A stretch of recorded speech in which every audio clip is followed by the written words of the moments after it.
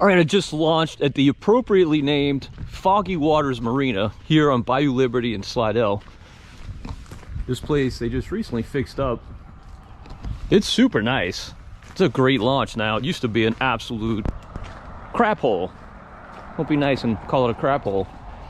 But the plan today is to run to the trestles of Lake Pontchartrain. If you saw my last video, I hit the trestles on an absolutely dead tide. Caught a few fish, but nothing like I felt like I should have. Well, the tide's falling pretty hard right now, so I'm gonna head back and throw some big baits and see if I can catch some big speckled trout. But I gotta navigate through this fog some kind of way. It's pretty sketchy. I'm gonna be going really slow for a while. Hopefully it breaks. This is the scene. Yeah, I call that pea soup. Hopefully it breaks pretty soon. Might take me a while to get there. All right, actually the ride getting out here wasn't so bad. As you can see, it's clear at the trestle, but look at that fog bank. That's pretty impressive. Sun's coming up to the east. The water here looks pretty good. I can see my prop pretty easily. One boat down by South Point fishing. I'm on the southern end of the trestle, and I'm gonna throw this bait today. It's a glow-colored Mega Matrix. I'm trying to catch a big trout, and they definitely have them out here, so hopefully it happens. Let's see. All right, I got my Mega Matrix team with a 3/8 ounce death grip jig head, and I can tell you, definitely don't have the same problem I did the other day. The other day I got burned by a dead tide. Tide is not dead today at all. It is rolling. Plus we got a west wind pushing with the tide. I haven't really fished the Mega Matrix all that much. I can tell you, just having made a couple casts, definitely feels a lot different than a traditional Matrix. Certainly a lot more resistance, as you'd expect. Winds are supposed to be really light today, and it's not really blowing hard, but it is out the west, which is a bad direction for the lake. Just nothing stopping it. East wind, much easier to fish out here. Plus a west wind tends to dirty the water, although I don't think it's strong enough to do much damage today.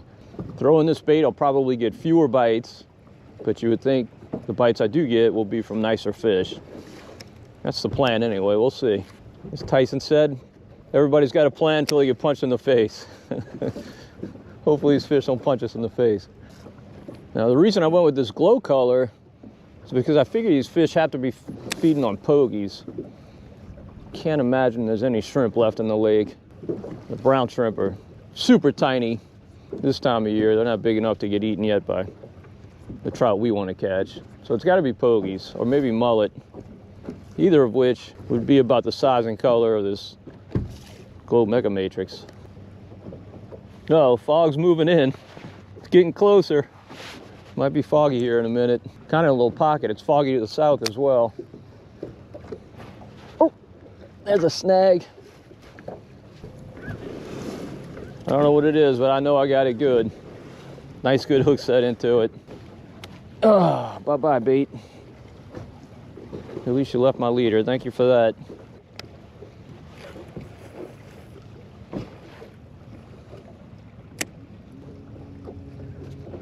Oh, there's a fish. All right, there we go. What are you? Are you my big trout? I don't know. I feel like you might be nice, whatever you are. Oh, it's a cat. Blue cat. I hooked one of these the other day and lost him. This one was not so lucky. It's a good blue cat.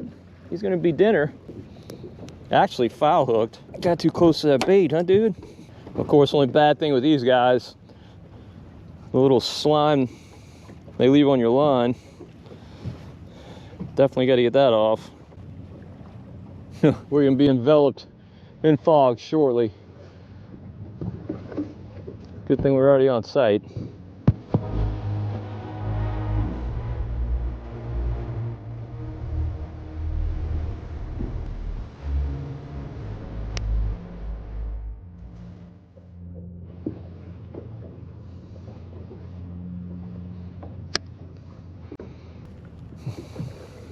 Oh, there's a fish. That's a trout. That's a trout. Good trout. Real good trout.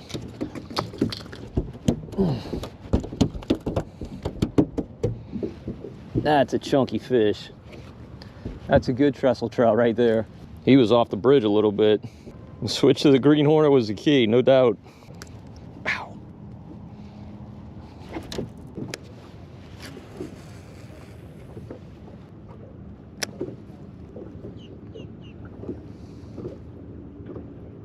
Oh, there we go. There's a good fish. That was a good bite.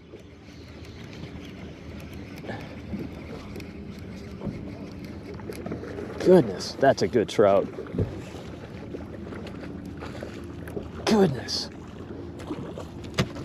Stay in the boat.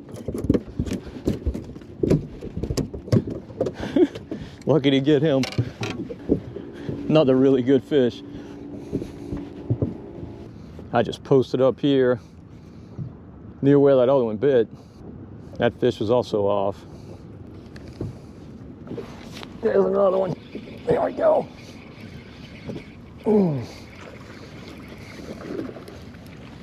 Good night, these fish are nice. Good Lord. That's some big trout. That's some big trout.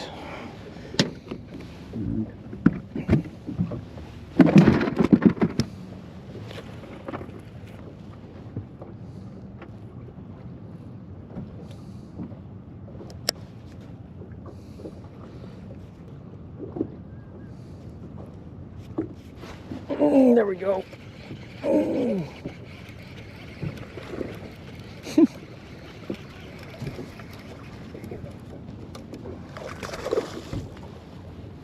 All right.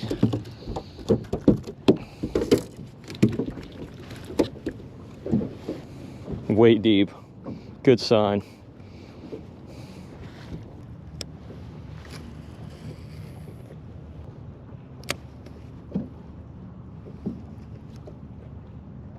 Oh, there we go.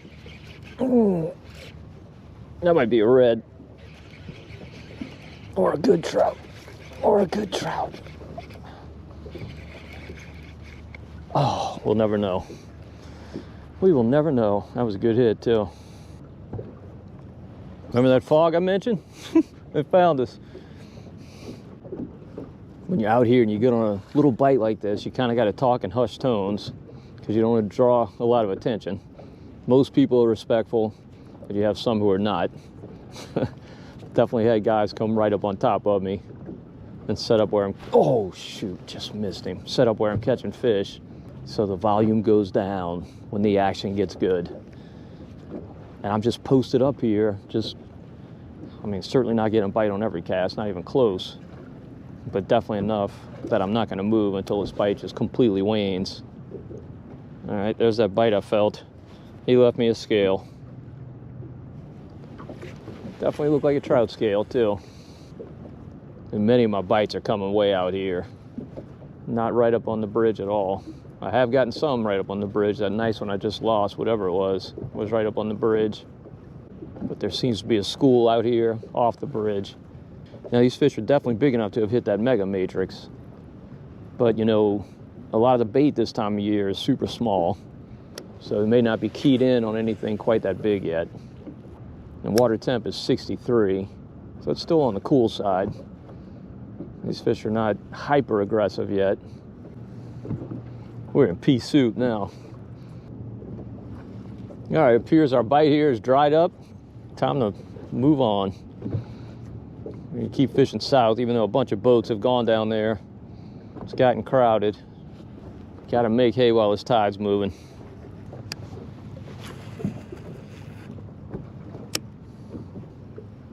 Oh, goodness, that was a good hit. That was a good hit. I don't know how I missed that fish. Another hit. Well, let's sit here a minute.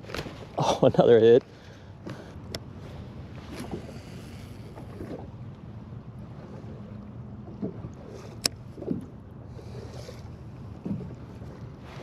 There's one.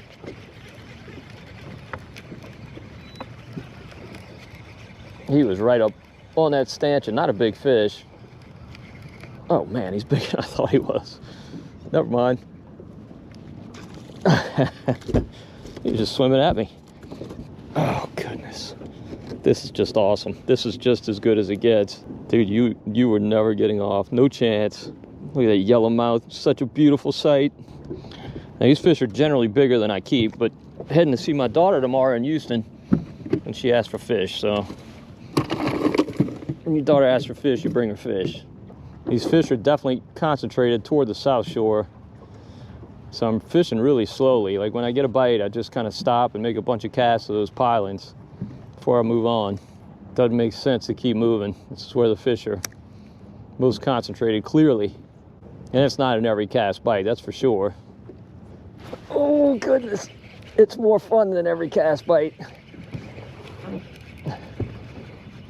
Oh goodness, these trout are beautiful, man. Oh goodness. Oh, they're all rubber stamps. I mean, they're like 18, 19-inch fish. Look at that. Look at that. Green hornet.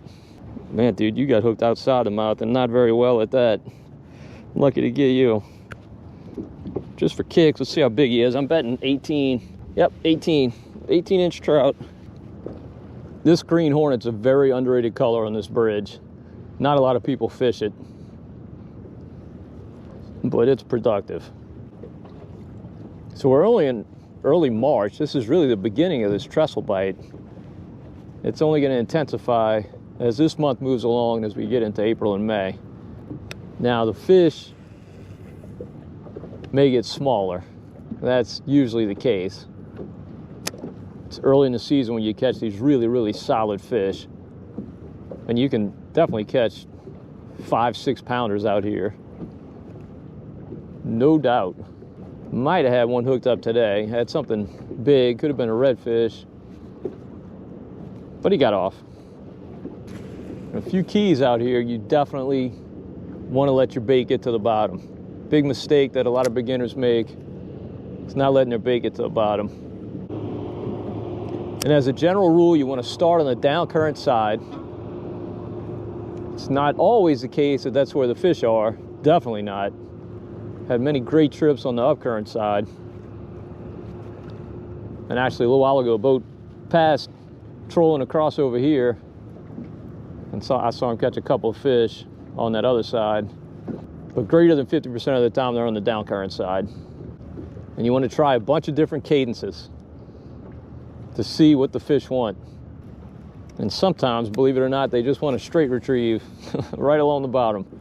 I've tried that a few times today, though I haven't gotten a bite. They seem to be in feeding mode and wanted pretty aggressive.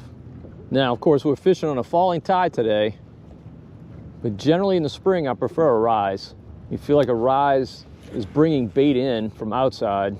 In the fall, it's the opposite. You want a falling tide because it's pulling bait out of the lake past these stanchions where the fish are posted up. But obviously, if the fish are here, they're gonna bite on the fall. I just hate fishing this place when the tide's not moving. My last video, you saw that. We got here at the tail end of a falling tide, did well, and that tide quit and just wouldn't switch and start rising. Took forever. Tried to wait it out and finally ran out of time. Caught a few fish on the, oh goodness, caught a few fish on the dead tide.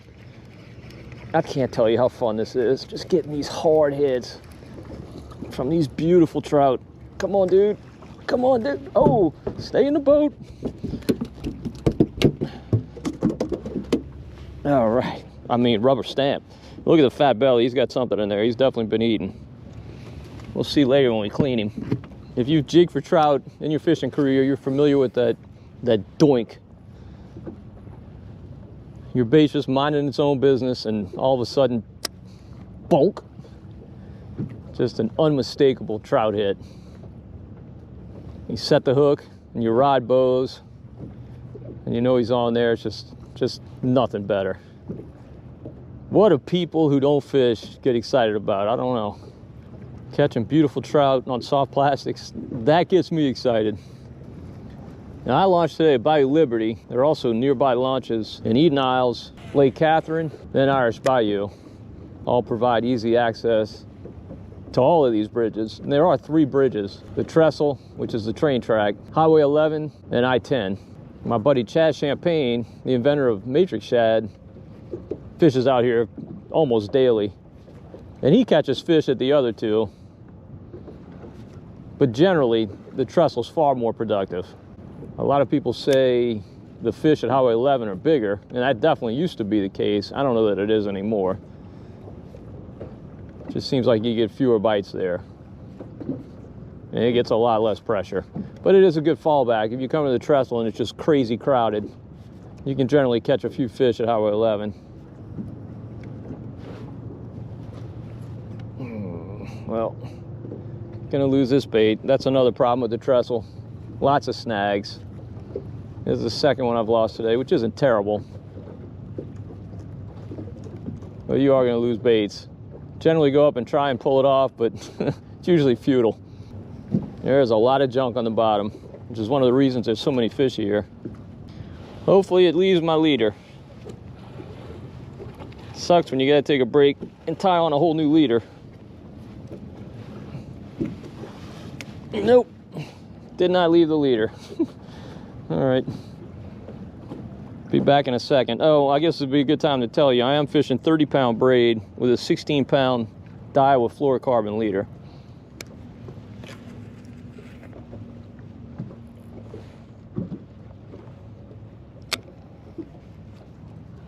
Oh, there we go. There's a fish. Threw on his head. Right on his head. Threw right on his head. What are you? You're a trout. You're just a big one. We're gonna get you or not? Man. Oh, goodness. Beautiful fish. Whew. You threw that hook right at me, dude. I don't blame you. A little revenge. All right, we're gonna let this guy go. I got enough fish. I catch some small ones. I might keep another small one or two. But this dude is not a small one.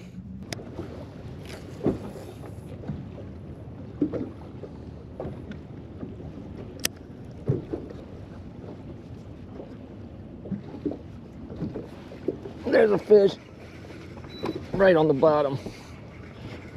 Oh, flounder. That's why he's on the bottom. Caught a couple of these the other day, but this is nicer than the two I caught. Good stuff in size.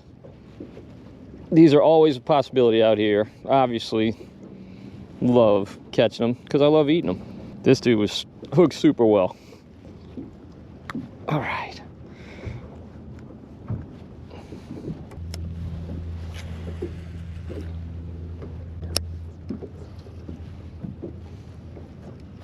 There's one. What are you? That one I didn't feel hit. Just went to hop and he was on. Oh, goodness. Oh, he's barely hooked. I don't know if we're going to get him. Yep, we did. Unlucky for him. Yep, he came off in the boat. Just another fish right in that same size. I mean, they're all rubber stamps. Crazy.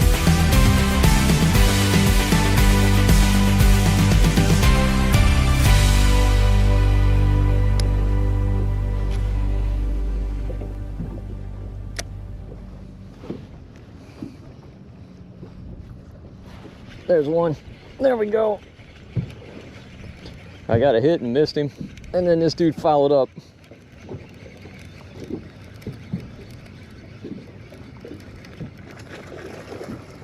Gorgeous.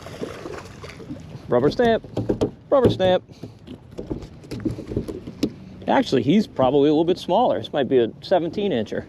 A little bit smaller. I'm gonna tag him and let him go though. Get out there and grow.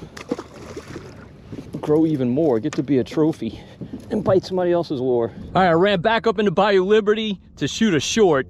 As you can tell, the sun poked out on the way. Absolutely beautiful day. It is blowing maybe 3 knots or so. Just an absolutely gorgeous day. Fantastic action. The trestle is super hot. It definitely kicked off early this year. It's gonna run for several more weeks. Got a little crowded today, but that's just part of the deal fishing out here. The good thing was the fish was stacked enough that you could kind of just stop in one area, make a bunch of fan casts all around, catch a few fish, and then kind of move on. When I was leaving, I noticed a ton of boats just south of the draw. So obviously they're catching them there as well. All right, I let the sun get up this morning because it's actually chilly. Late April in South Louisiana, very seldom this cold. Just got out of my truck. It's 47 degrees. I'm here at Foggy Waters Marina. That's in Bayou Liberty and Slidell. The plan today is to go head to the trestles. I really want to catch some big trout. Heard they've had some 3+, maybe even 4-pounders there. Also a number of flounder. So that's kind of on the agenda today. Definitely targeting big fish. Beautiful, beautiful day. Almost no wind. Gorgeous. Look at this. Doesn't get much prettier. Come along with me. Let's see what we can catch. All right, super crowded out here this morning. Lots and lots of boats. Word is out that the fish are here. And I'm starting with kind of an unusual bait for the bridge. A California 420 Zimmer swimmer. Got that on a 3/8 ounce death grip jig head. Of course, I'm going for big fish. And this is a big fish bait. Speckled trout love it. Now the lake up here, it's around 14 feet deep. Water temp here is 70 on the dot. And the clarity is just okay, which I really like. I don't like when it's super clear. And it's not. Probably about 2 feet of visibility, I'd say. Yeah, about 2 feet. Definitely a little stain to it for the lake.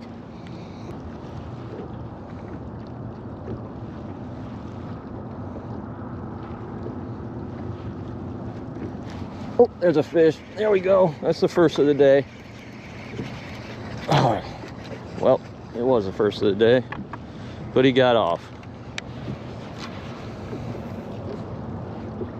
He didn't feel like the 4-pounder we're looking for. Tide's not doing much at all this morning. Pretty dead. Got a leftover northeast wind from that front. All right, I made a move. Came lower in the lake. Obviously also came to the other side of the bridge. This water's not doing a whole lot, but I think it might be rising. So I want to give this side a try. Also, I just don't like fishing around crowds. Just don't enjoy it. And it's super crowded up there, crazy. So, oh goodness, first cast, there we go. I saw a bunch of boats catching fish, but, all right, good keeper trout. Not the giants we're after, but first cast in here on a Zimmer swimmer. He took it deep, good to see. He was not gonna get off.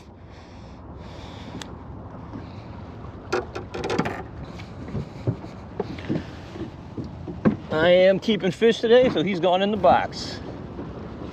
Now, even though everything on this bridge looks the same, like the fish could be anywhere, you would think, but actually they hold in zones, no doubt. Definitely moving schools through here.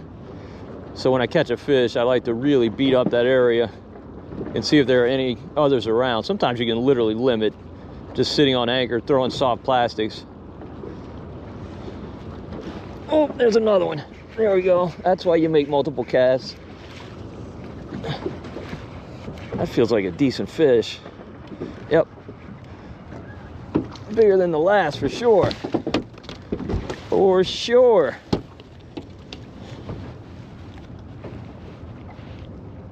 All right. Good speckled trout. It's amazing how many fish hold in this bridge. It's just absolutely incredible. This place gets pounded day after day. Oh goodness, another bite.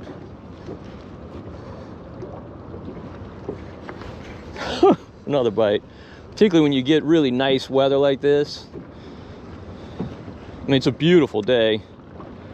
The wind is blowing maybe 8 knots or so, maybe even less than that, maybe 6 knots.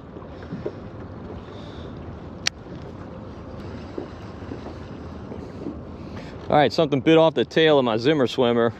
That sometimes happens when there's small trout around, and I just don't like the bait as much without that tail. Not a problem, we got plenty.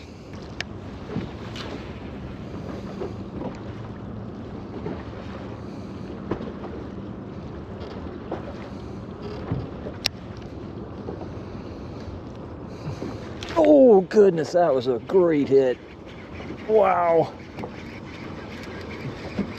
These fish are fired up, no doubt. Not even that big a fish. I'm not even sure he's a keeper. Yeah, he's a keeper, I think. I know he's a 12-incher. Might be between 12 and 13, but we'll check him out. If he is over 13, he's going home, because I do like eating these small ones. 12 and a half. Hit of the morning from the smallest fish. There's a loon just popped up. That's always a good sign. That means there's bait in the area. That dude's not eating speckled trout. Or at least not any of the size we want to catch. He's here eating bait, so it's always a good sign. It's never a guarantee just because you see one, but it is a good sign.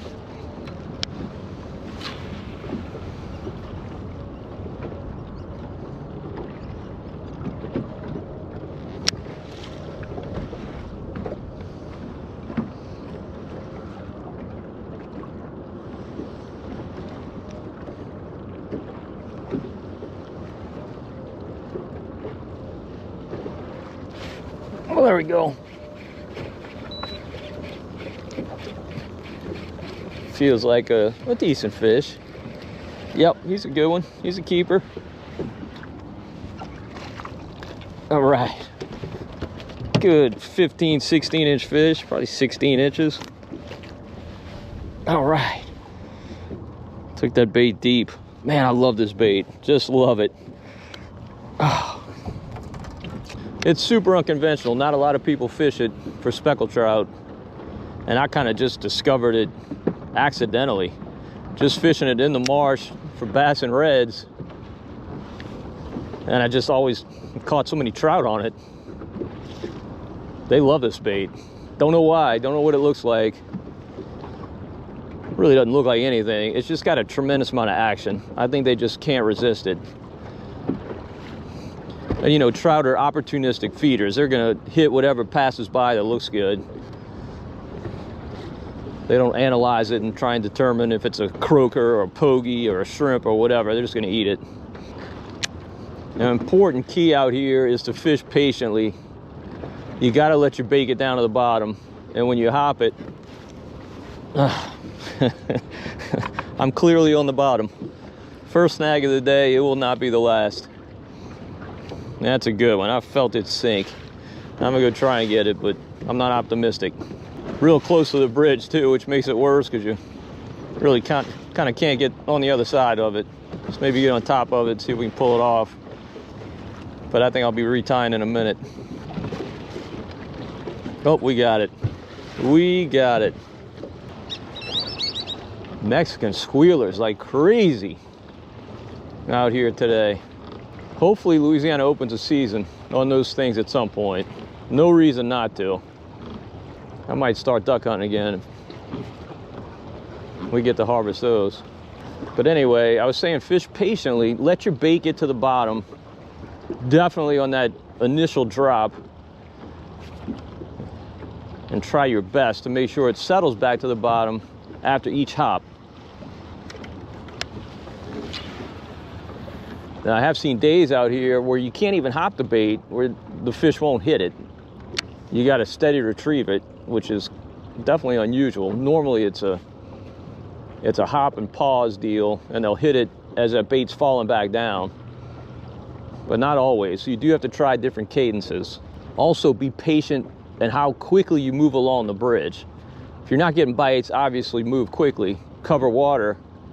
But if you do get a bite, stop and see if you can mine that area before you move along. And sometimes you'll get a flurry of action. At one set of pilings, you might catch 3, 4, 5 fish, and then it kind of quits. If you're patient and wait there, you'll have another school move through and you'll catch more. And I try to never leave an area without casting away from the bridge. Seems crazy, but many times these fish are 30, 40 yards off the bridge. And this is generally not a place, I just got a bite, just missed him. Generally not a place you're gonna come to catch a limit.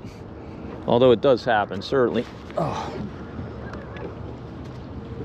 Particularly if you're throwing live bait. This is more about the art of fishing, trying to figure these things out, capitalizing on your bites, and hopefully catching a decent fish. Which is kind of the goal of today. You can also catch flounder out here. It's been a really, really good flounder spring. Also redfish, black drum. In the fall you catch some white trout out here. If you're fishing bait, you catch sheep's head. You can catch keeper trout out here until as late as about mid-June. After that, oh crap, missed him. After that, they all move outside. They go spawn. But fishing here can be really, really good throughout the month of May. It typically is. And it should be a good year this year.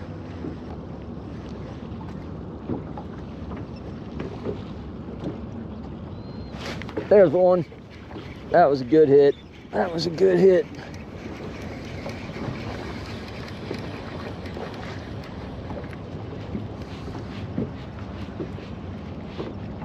Oh, it's a flounder. It's a freaking doormat too. Oh, we're gonna hoist him. There we go. All right, big doormat flounder. That's what we wanted.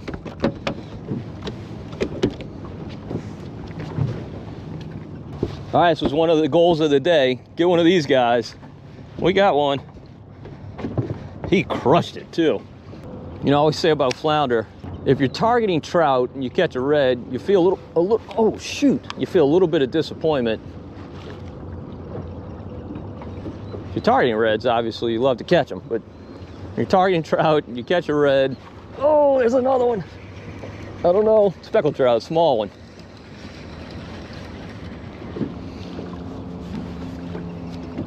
Bigger than I thought. He would have been a keeper last year, but I don't think he's 13. We're gonna check him. I'm pretty sure he's not. But my point is, you're never disappointed when you catch a flounder, ever. And he's bigger than I thought. He's 12 3/4. It's not big enough. So the flounder migrate through these bridges in the spring and fall. That's when you have your two big runs. And Louisiana has imposed a moratorium on flounder harvesting in the fall. I think it's 45 days. And so that's definitely helped the species. It was coming back before the moratorium, but man, for a while, flounder fishing was horrible. But it's roaring back. It's been a great spring for flounder. Love catching them. They hit hard, they're fun to fight, and of course, they taste delicious.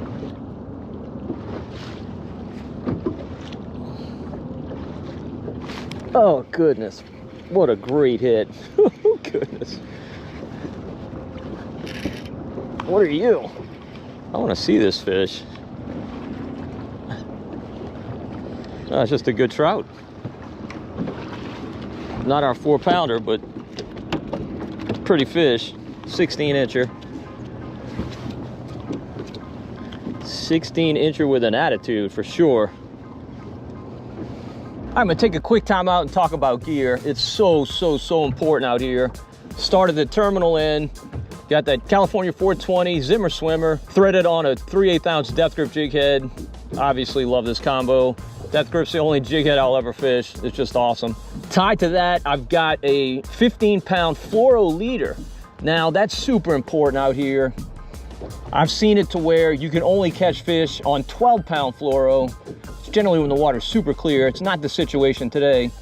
Never really kind of know when you're tying up at home what the water situation is going to be like. Today I could probably get away with 20-pound fluoro, but tied up 15 yesterday. So far it hasn't been a problem. Definitely getting bites. Haven't broken off yet, so happy with the choice. Tied to that, it's about a, I don't know, 4-foot leader tied to 30-pound braid. Got that spooled on an Akuma Akai, my favorite reel, and super important, way more important even than the reel, is the rod. This is an Akuma tournament concept. It's a medium power rod. I used to fish medium heavy out here exclusively. The problem with medium heavy, you definitely lose more fish after you hook them. You got some good sensitivity. If it's a really high-end rod, you get to feel those bites, but they shake so much. You know that. Speckled trout go crazy when you hook them, and they just have much more ability. That rod doesn't have as much flex, so they're able to throw those baits a lot easier. Medium's a good compromise. Still got really, really good sensitivity, but it gives a little bit more and allows those fish to shake their heads and maybe not throw that bait. So this combo, just my favorite. Love it for fishing this bridge. Kind of got fortunate. I got a big stretch of this bridge to myself. A few boats have passed. This is the, oh shoot, missing. This is the first one that's kind of coming in. Still a little ways away, so hopefully it doesn't get too crowded here. If it does, I'll just move on, find some other fish.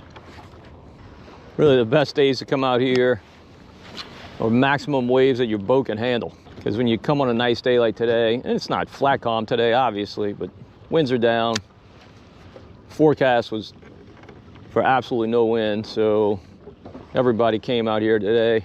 This place is no secret. It's definitely a community hole. Everybody knows about it. And when the fish are here, word spreads like wildfire. Now the nearest buoy to check for conditions out here is at the Wrigley's. That's the one I look at. Unfortunately, it doesn't give you wind, but it does give you tide, what the tide's doing exactly in real time, as well as salinity. But there are other areas you can check for wind. But I will tell you, as far as tide goes, there's a big lag, like much bigger than you'd expect from the Wrigley's to here. Hours, literally hours. But ultimately, what happens there is going to happen here.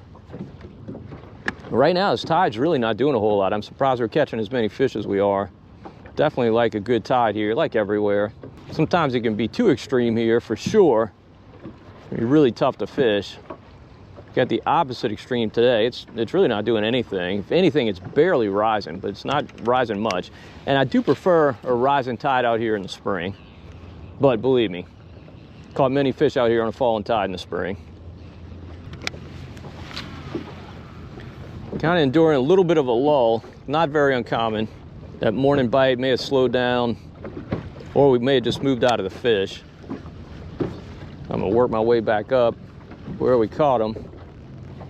See if some new fish have moved in or if those have gotten inspired. Another boat has moved in though. Not gonna be able to get too close to it. Definitely get closer.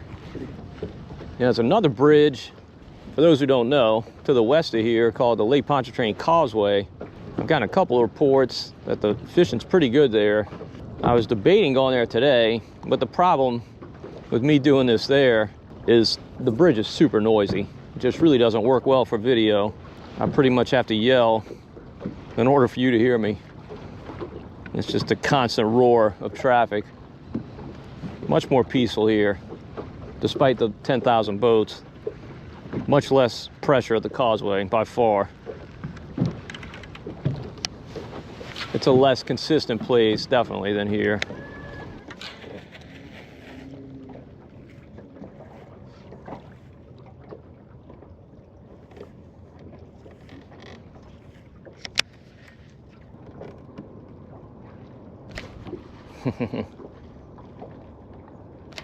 Oh, well, there's one. Not sure what that is. Foul hook trout. And not a legal one, unfortunately. Got a bunch of hits on that cast. I'm guessing from little guys like this.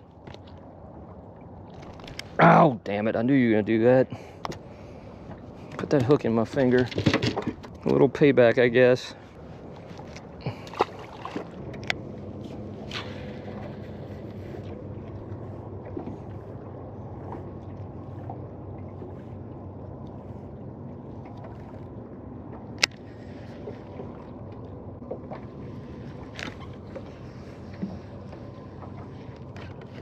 Oh, there's one. There's a fish. Doesn't feel like a giant. Might be a keeper, though. No, he's not. No, he's not. 2023 keeper. Not a 2024 keeper. So long, sucker. Just a pile of those around this year, everywhere I go. So glad to see it. I think it's going to be a great trout summer. I really do. Now, summer is when I catch my fewest trout because I don't go out to the big bays. I stay in the marsh. But for those of you who go outside, it's going to be good. Weather permitting, of course. We get a bunch of west wind in the summer. Fishing will be terrible.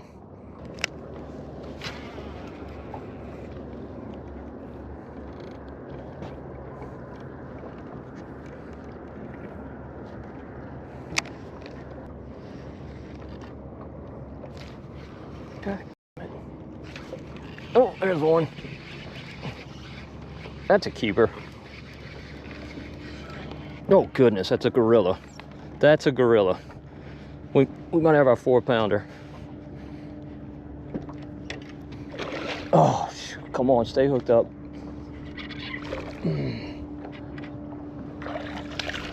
Oh, that's a big fish. He's not a 4, but that's a nice one. All right, settle down, boys, settle down. All right, it's a 20-incher, it's a 3-pound fish. Really, really pretty. We're gonna let him go.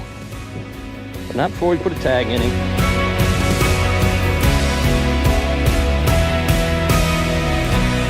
All right, we accomplished one of our missions today. We caught a really nice flounder. Also caught a beautiful speckled trout, not the 4-pounder I was hoping for. It's a 20-inch fish. I really think it might have been 3 pounds because it was really fat. Lake Pontchartrain fish are just super fat. But whatever, close to it. But now I've run up to the mouth of Bayou Liberty. I'm gonna throw an ATV crankbait, maybe even a little bit of top water right here near the mouth. Just see what bites, maybe a redfish, speckled trout, maybe even a bass. But if I don't do anything here, next time you see me, I'll be in my kitchen. I got kind of a crazy idea that I wanna try with these fish. Never done it before, but we'll experience it together and I'll give you an honest assessment as to how it is. All right, hopefully I have some success here. If not, next time you see me, I'll be in my kitchen. I've caught a few fish along the shoreline in years past. It's typically not great, but there can be some really big trout along here. Sometimes it's super grassy and unfishable. We'll see if that's the case today. That wind, mysteriously, has really picked up, as you can probably tell from the surface.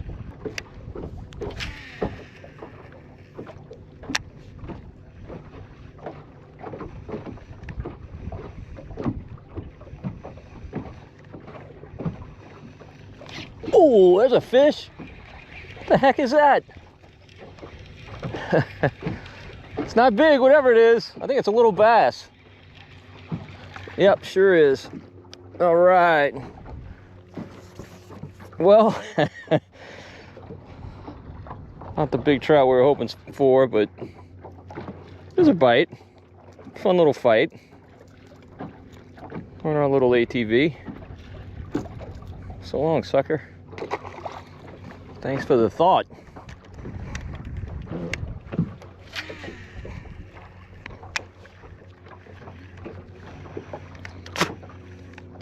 Ooh, there's another fish. That's a better one. 2 casts in a row. That's a better bass.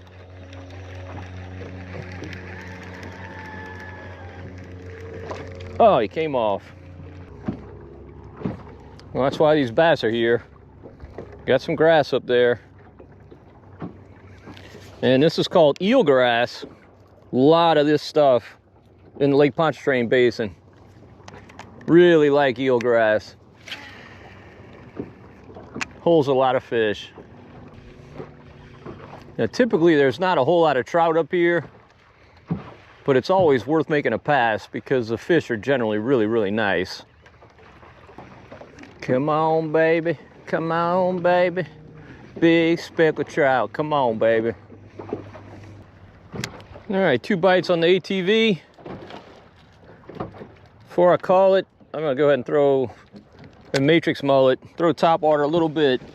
Some beautiful grass in here. It's mostly not grassy, but you can see patches of it. Definitely places a big trout could be hanging for sure. Again, this is kind of high risk, high reward stuff. You're probably not gonna get bit, but you just gotta do it, because you could. After a successful morning, I definitely love doing stuff like this. Just a little bit outside the box. Just trying to figure something out. I try and do stuff like this on every trip. Now, of course, sometimes you don't have success early, and it takes you a while to figure something out. So then you really can't do crazy things. You just have to kind of do what has a high probability of success. This does not have a high probability of success. I'm gonna go right inside the bayou where we have a little bit more depth. Fish the same way. Nothing there. I'll head home. All right, now I'm in the main bayou. Just gonna fish heading north with the tide a little bit. See if we can find a trout in here.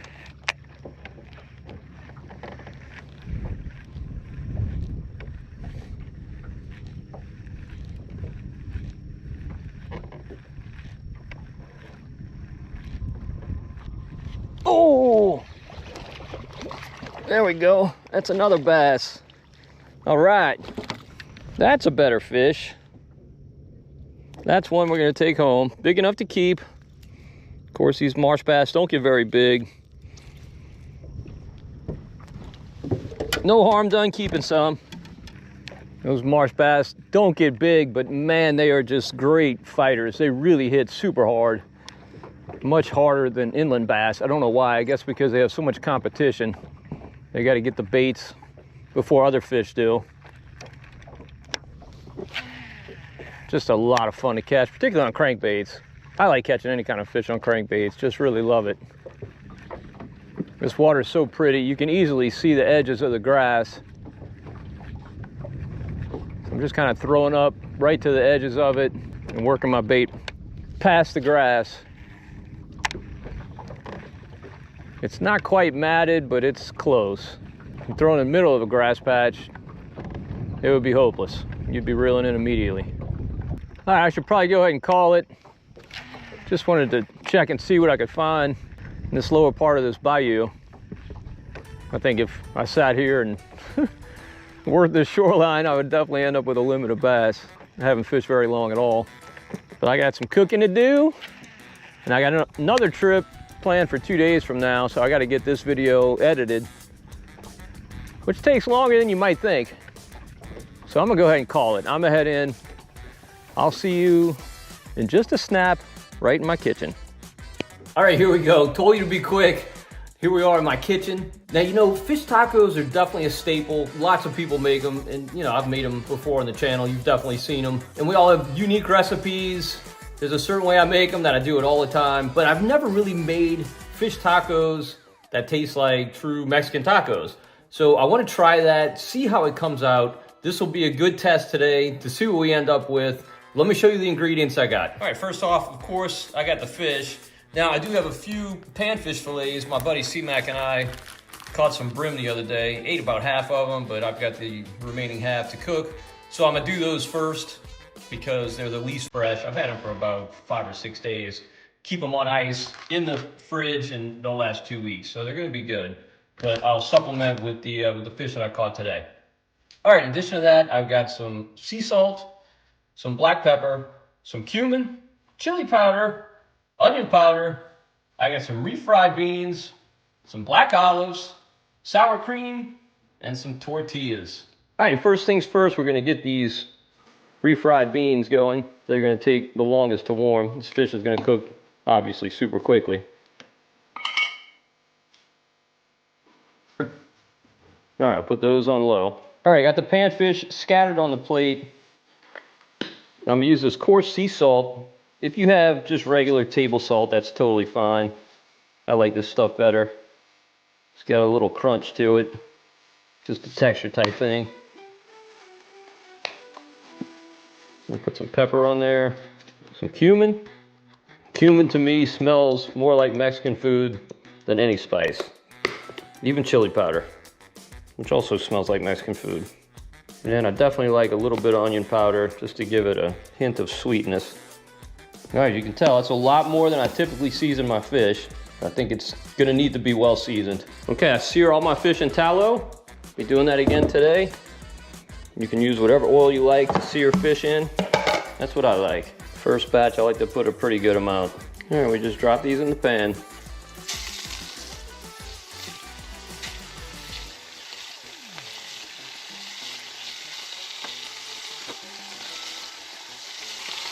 All right, we go. They're sizzling. They're gonna cook in no time.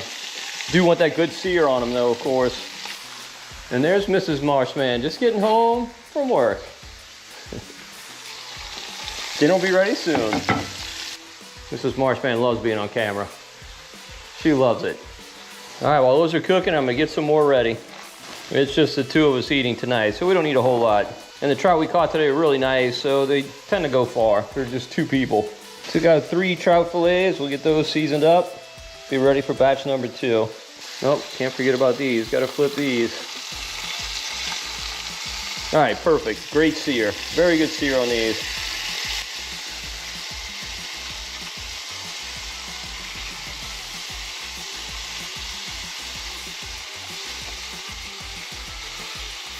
All right, these will go really, really quickly on this side. Yeah, no time at all. Super thin fillets. All right, a little more tallow. By a little, I mean a lot. All right, we're definitely crowding this pan. Not ideal, but I'm not gonna do a batch with just 1 fillet. Should be okay, they'll all shrink up. All right, get one of these tortillas toasted up. Now, I don't personally like cheese and fish, but I'm betting Mrs. Marshman is gonna want that. I'll take out the cheese for her. I'm making tacos. Do you want cheese on yours or no? All right, here we go. I'm gonna assemble one of these tacos. I'll put 3 of these fillets on it, since they're pretty little. Top it with some refried beans, black olive or 2, or 3, some cheese for Mrs. Marshman, because I hate cheese on fish, and finally some sour cream. If I had some cilantro, that would go in here as well, but I don't have any. That is a beautiful taco. All right, take a bite. Tell me how it is. I gotta flip mine though. I gotta flip these. Go ahead, give me a taste test.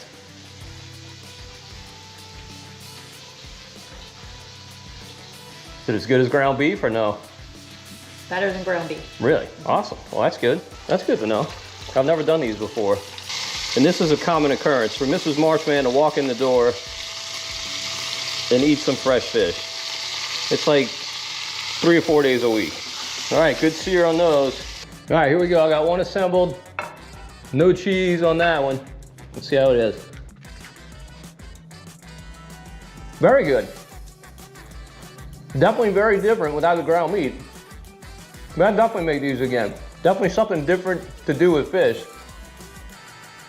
Taco night. All right, I just launched at Bayou Liberty Marina. It is an absolutely spectacular day. Dead slick, flag calm, no wind at all.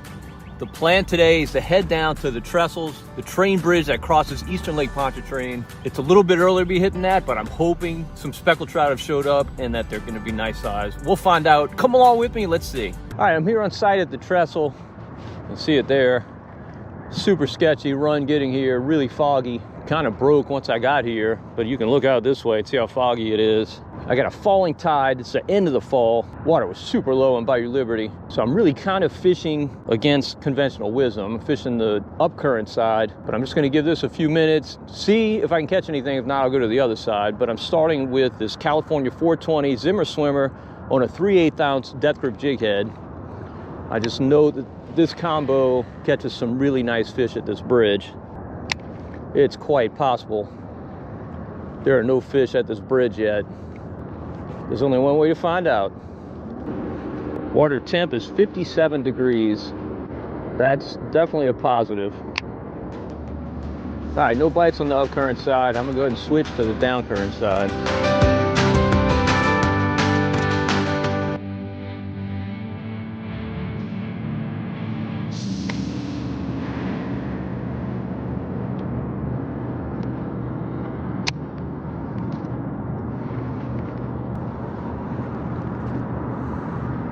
Oh, there we go. Oh, I missed him. That was a really good hit. That's a good sign. Well, shoot. Hate to miss the first fish of the day.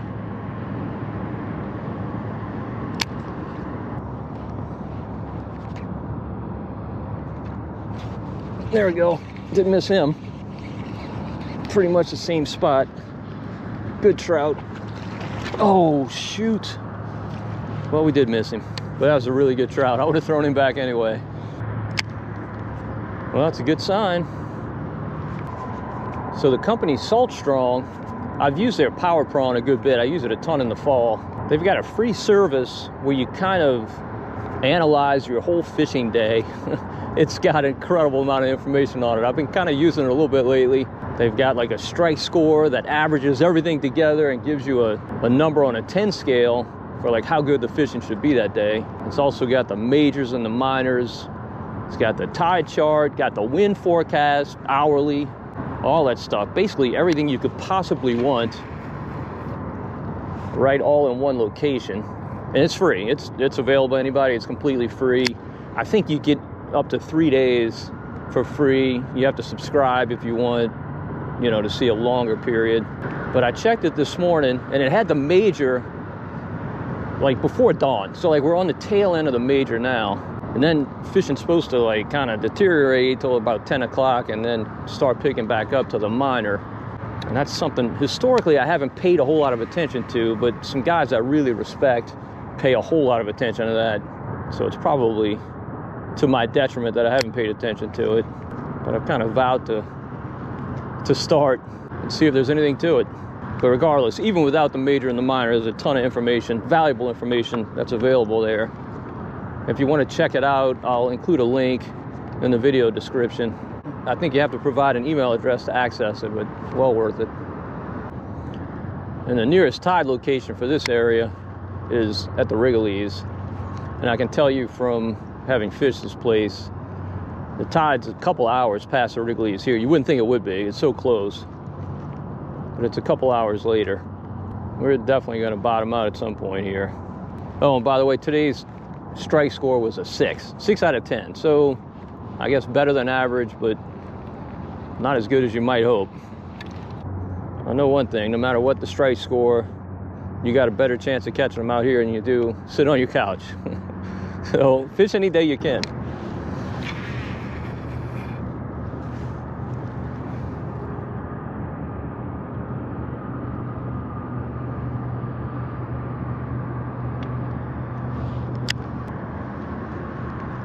Oh, there we go. All right, we're gonna land him or not? He doesn't feel as big as the one we lost.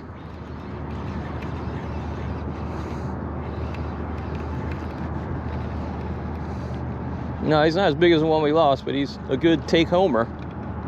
If we can get him. All right, there we go. All right. All right, about a 15-inch fish. Well, that was a sight for sore eyes. That's the first speckled trout I've caught since the big freeze. I was out of town for a while after the freeze, and the only trip I've done since then was a sac-a-lait trip. I know we had a big kill on speckled trout, redfish, and a bunch of other fish. It's good to see there's still some around. Been getting some good reports, so I'm not surprised, but still good to run across some. Oh, good hit, missed him. So those are always a good sign. When you see a loon, it doesn't guarantee you're going to catch fish, but it means at least that there's some bait in the area. And there's actually another loon past it. There's 2 of them. They wouldn't be here if there was no bait. This is a little bit early for the trestle to be turning on. I mean, some winters it stays good throughout the entire winter, but that typically isn't the case when you have some severe weather like we had. It's definitely good to see, because the fishing will be great here until those fish move out to spawn. You can catch trout here literally until the 1st or 2nd week of June. Definitely important, especially water temps in the 50s, to get that bait down to the bottom. Gotta fish patiently here. Make sure you get back to the bottom after every hop as well. And water depth here is 12 feet. It gets shallower as you move to the south shore. I may make a run down there at some point.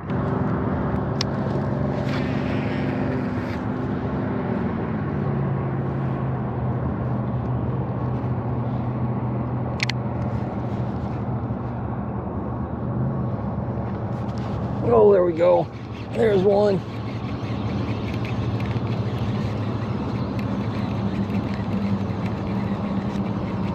He feels keeper size, but Not like the first one we lost. He's got it deep too. He should be in the boat. There we go.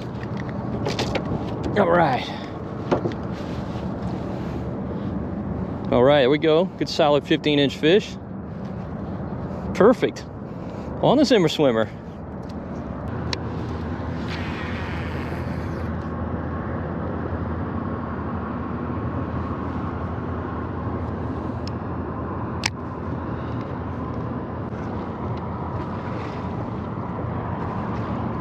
Oh, there we go.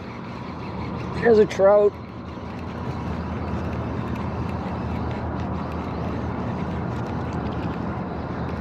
Oh, he's barely hooked.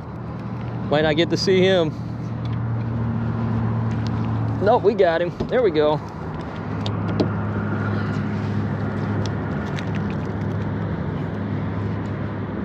Not the big ones I was hoping to catch, but good eaters. Oh, he pooped all over my boat. That's quite rude. Yeah, he wasn't getting off. Hooked well. So normally when you fish these bridges, you can make repeated casts to the same area where you caught a fish, and you can usually pick up more. But I've tried that today to no avail. They've all been one-hit wonders. So I do have some plans for these speckled trout that I'm taking home. My wife and I went to Costa Rica a couple weeks ago and ate tons of ceviche while we were there. Not something I typically make, but I'm gonna make it with these speckled trout. I know it's a good fish to do it with. So stay tuned to the end of the video, see how that turns out.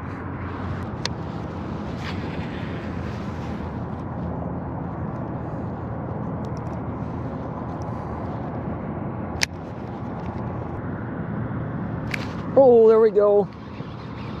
There we go. Ah, that feels like a better fish. Try not to horse him so we don't lose him. Oh yeah, it's a good fish, real good one. Oh, come on, dude. All right, that's a real good trout. That's a real good speckled trout. I mean, obviously you catch some bigger than that, but that's what you hope to catch out here. About, you know, 2, maybe a little over 2. All right, the Zimmer swimmers served me well, but it's past its prime, so I'm gonna change it out. It's the only bad thing about a death grip jig head is getting the baits off. All right, we got that one. They hold on to those baits, which is one of the main reasons I absolutely love this jig head. All right, there we go. Fresh Zimmer swimmer. It's the California 420 color, which I love at this bridge. My buddy Justin Bowles is trailing me right there. Looks like he's got a fish on. He's got our mutual friend John McQueen with him. So he foul hooked that one.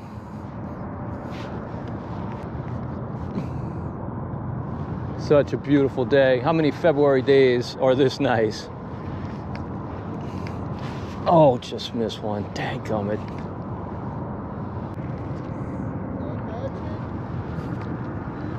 What you want to do? You want to race? So you want to race? How are you? Did you fish 11 down there? Or you fish a track?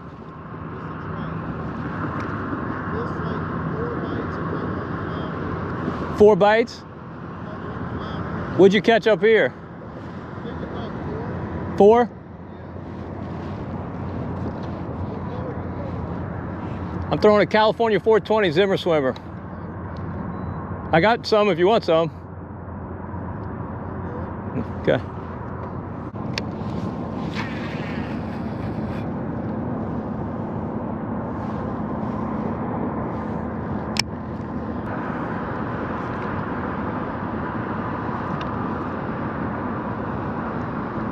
Oh, there we go. That was a good hit. Stay hooked up there, buddy. Ooh, you're a little saucy. This fish, he's got some spunk. Oh, he's foul hooked, that's why. Well, he's kind of hooked in the mouth area. Oh, look how pretty this fish is in this beautiful water. Man, he's hooked in the mouth. Look how pretty that fish is. Just a beautiful color. Looks like a freshwater speckled trout. When you catch them up in the marsh and that fresher water, they get dark like that. Beautiful, beautiful fish. And that was a good hard thump. All right, so glad I came out here today. Just coming to check. My two favorite baits out here is this California 420 Zimmer Swimmer and a Green Hornet Matrix Shad. I just love both these baits. And that Green Hornet, you know, I fish it a ton in the marsh. Not a lot of people fish it at this bridge, and it's definitely my favorite color. I also often throw a Holy Jolly when the water gets super, super clear. It's clear today, but it's not like, oh goodness, I missed him. It's not like, oh, he hit it again. It's not like crazy clear. Sometimes it just gets like gin, just crazy, crazy clear. You can see 5 feet down with no problem. Man, that was 2 good bites on that cast.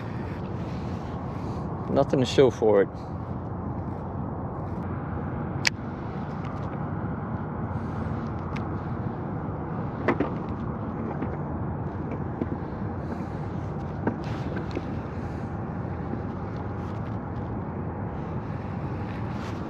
Oh, there we go.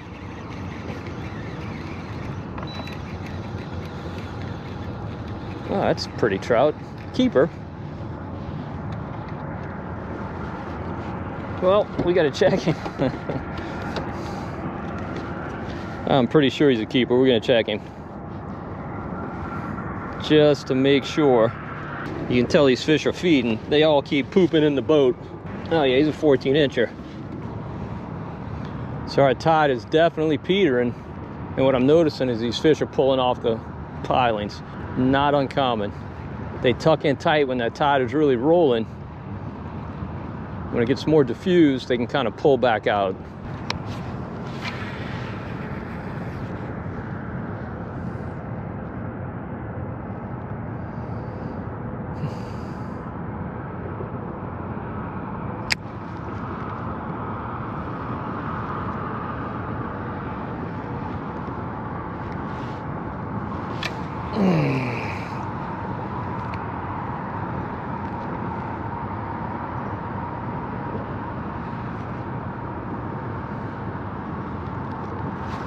There we go. That feels like it might be a foul hook fish. Fighting super weird. Nope, hooked in the mouth. Hooked in the mouth. Come on, dude. All right, another beautiful speckled trout.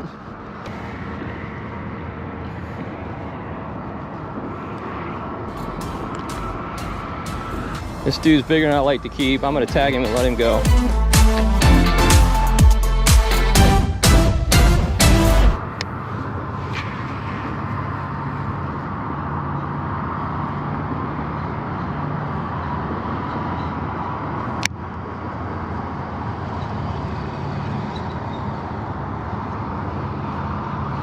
There we go. Come on, dude, stay buttoned up. He's got an opinion too. Look at this guy. He's got a definite opinion. And it doesn't match mine. Oh goodness, he's barely hooked. But he's captured. Nah, he's hooked better than I thought he was. All right, good eater.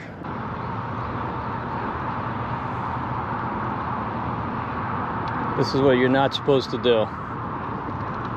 Troll between where I'm casting and the bridge. Super discourteous. That is one of the negatives to fishing out here. You do have to deal with a whole lot of people. Very, very popular area to fish, of course. Super convenient, and it holds a lot of fish, so why would it not be? Plenty of fish to go around. Just got to treat your fellow angler with respect. I usually try and get on sections of the bridge that don't have a lot of people. I'd rather catch fewer fish by myself than have to fight the crowds. When I started up here this morning, there's only one other boat north of me, but they've all moved in. I'm not sticking around long anyway. This tide is definitely petering out, and the bite is slowing down. And look at this, it is 9:59. According to that chart, things are supposed to really get bad around 10 a.m. So is it a coincidence or is there something to it? I don't know, but the bite has slowed down. It's supposed to pick back up midday, but I'll be back at home by then. This place is, it's about a 30-minute truck ride from my house and maybe another, I don't know, I'm gonna say 20-minute boat ride. So it's real close, real convenient for me. Just come here and spend a morning fishing, particularly when it's this nice, and then get home and still have the afternoon to get some work done. All right, great morning trip here at the trestle. The bite kind of petered out, not surprisingly based on that chart, but still just a fantastic morning. Some really, really nice trout. You know, over here you can catch some 5 and 6 pounders. They're not common at all, but they do occur. Didn't catch anything close to that today, but some really, really solid fish. Only had a measure one and it was 14 inches. So no throwbacks, just some really, really good wintertime speckled trout. So glad to see these guys here. So glad they survived that Arctic blast that we had a couple weeks ago. Bait of the day, obviously, is California 420 Zimmer Swimmer on a 3/8 ounce death grip jig head. Just love this bait out here. As I mentioned, this and the Green Hornet Matrix Shad are my two go-tos. Doesn't mean I don't ever throw anything else. That's certainly not the case. But I'll always have these in my tackle box along with me when I come out here. Now today I used a 17-pound mono leader because this water is not crystal clear. Sometimes it gets crystal out here and you've got to go with fluoro. I just despise fluorocarbon. I hate it. But when it's necessary, I'll definitely switch to it. So you certainly want to bring that along with you. If you're not getting bites, try using a fluoro leader if the water's super clear, or if you have really, really bluebird, bright skies, you might need to go down to that fluorocarbon. And a good rod, just so critical. I talk about it all the time. This is an Okuma X series. Absolutely love this rod. It's my favorite rod I've ever fished with. This is a medium power rod. Now, if you wanted to use a medium heavy, I wouldn't fault you for that. That's what I used to do. That was my go-to. What I find though with the medium heavy, fish have an easier time throwing that bait, particularly with throwing a heavy jig head like a 3/8 ounce. Your rod just doesn't have a whole lot of flex, a whole lot of give. So I dropped down to medium, definitely happy with that. Still, obviously, you're gonna lose a few fish. It's always gonna happen, but definitely like a medium power rod. This is a 7-foot X series, just, oh, it's a pricey rod, believe me, it's not cheap, but man, worth every penny. All right, I'm gonna head home and I'm gonna make some ceviche with these speckled trout. This will be the first time I've ever made it. Obviously, I ate it a whole lot in Costa Rica, really, really loved it. So I'm gonna show you how to do it and we'll discover together whether or not my ceviche is as good as what I ate in Costa Rica. We'll find out. All right, I love to do catch and cooks, and that's what I'm calling today's, but actually it's not a cook. Ceviche, if you don't know, if you've never had it, uses lime juice to cook the fish. You don't actually put it over heat at all, and that's a big part of what really gives it its fresh and kind of really clean taste. If you're squeamish about eating raw fish, don't worry about it. The lime juice does all the action of the heat, even turns it opaque. And let me tell you, once you taste ceviche, you're definitely gonna do it yourself. You're gonna love it. It is fantastic. All right, let me show you what ingredients I'm putting in mine. All right, first off, absolutely key is lime juice. That's what cooks the fish. It gives ceviche kind of its tart and sweet flavor. It is, man, it's just so good. Next up, I'm gonna put some tomatoes in mine. You don't necessarily have to do that. If you're not a tomato person, you can leave those out, certainly. Definitely always want to put some red onion in there. If you have just regular yellow or white onion, that'll work. Red onion's probably just a little bit better for eating raw. And I'm gonna add a little bit of jalapeno in mine. Not a ton, I don't want it to be super spicy. I am gonna remove the seeds and the pulp from the middle, so that kind of really cuts down the spice, but I do like just that little bit of heat from the jalapeno. Then I'm gonna add some cucumber as well. I'm gonna go ahead and peel that, and then I'm gonna add some cilantro. All right, first step, we're gonna cut these limes and add the lime juice. Hopefully I have enough limes. I got 6. I think it should be enough. If not, I do have some lemons in my fridge. I could add a little bit of lemon juice. Oh, you do also want to add salt and pepper to this. I didn't include that in my list of ingredients, but that's something you definitely want to include. If you have one of those citrus squeezers, that would definitely make life a whole lot easier. I don't have one, so I got to squeeze these by hand. Maybe if I end up making a lot of ceviche over the years, I'll have to invest in one. And there is a reason I'm squeezing the limes first. I'm gonna cut the onions and let those soak a little bit in the lime while I'm getting everything else ready. It kind of sweetens up the onions a little bit. Okay, we got our lime juice squeezed into our bowl. We go ahead and cut this onion. By the way, I've seen something online to where if you put oil on your knife blade, when you cut an onion, it won't make you cry. I don't know if it's true or not, but I'm gonna try it. All right, here we go. We got some oil on our knife blade, now we're cutting our onion. Now I debated throwing this into a food processor, but I didn't want it to kind of make the liquid that you get in a food processor, so I am gonna slice it. All right, here we go. Put our onion into the lime, and I can tell you, it did not affect my eyes. I like the oil technique, I think it works. Now I'm not sure if that's gonna ultimately be enough onion. We'll have to see as we move along, but I'm gonna put some salt in here to help it kind of react with that lime juice.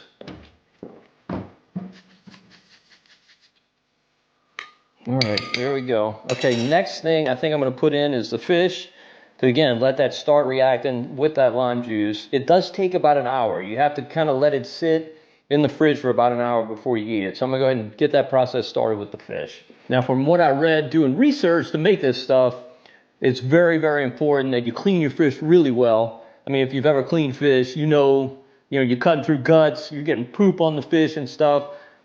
I always rinse my fish really, really well when I clean them, but I just gave them another rinse just to be totally sure, and then I also dried them with a paper towel. Now I'm going with 2 trout fillets. That may not be enough. I may have to add more fish. I just don't want to overpower it and put way too much fish in there relative to the other ingredients. I just kind of want to take baby steps. So I'm going to start with these 2 trout fillets. I want to cut them into about 1/2 to 3/4 inch pieces. And one of the great things about speckled trout for this is it does not have a significant bloodline. If I were doing redfish, I would definitely cut that bloodline out. I'm actually going a little bit smaller with these pieces. Maybe about 1/4 inch. Now, I've historically been a little bit squeamish about eating raw fish. To me, raw fish is bait, not food. My wife loves it. She eats a lot of sushi. But the enzymatic process of the lime juice, the way it acts on these fish, essentially does cook it. And you can see right now, the trout fillets or the trout cubes are definitely kind of translucent. That won't be the case when we go to eat it. They're going to be opaque. All right, we'll mix that in there. Let the lime juice begin to work its magic. All right, now we'll add a few cherry tomatoes and some jalapeno. Once again, I'm going to take the seeds and the pulp out of there. I don't want the heat. That's where the heat is. And jalapeno is one of those things that I find to be great variants between peppers. Like some of them are super spicy and some of them are not. So I'm not going to add a ton. I can add more later, obviously. All right, now some cucumber. I went ahead and peeled this. I prefer my cucumbers peeled. If you like the skin, leave it on. All right, look at that. It's really looking good. Looking forward to eating this. Fortunately, got to wait an hour. Got one more ingredient to add, and that's the cilantro.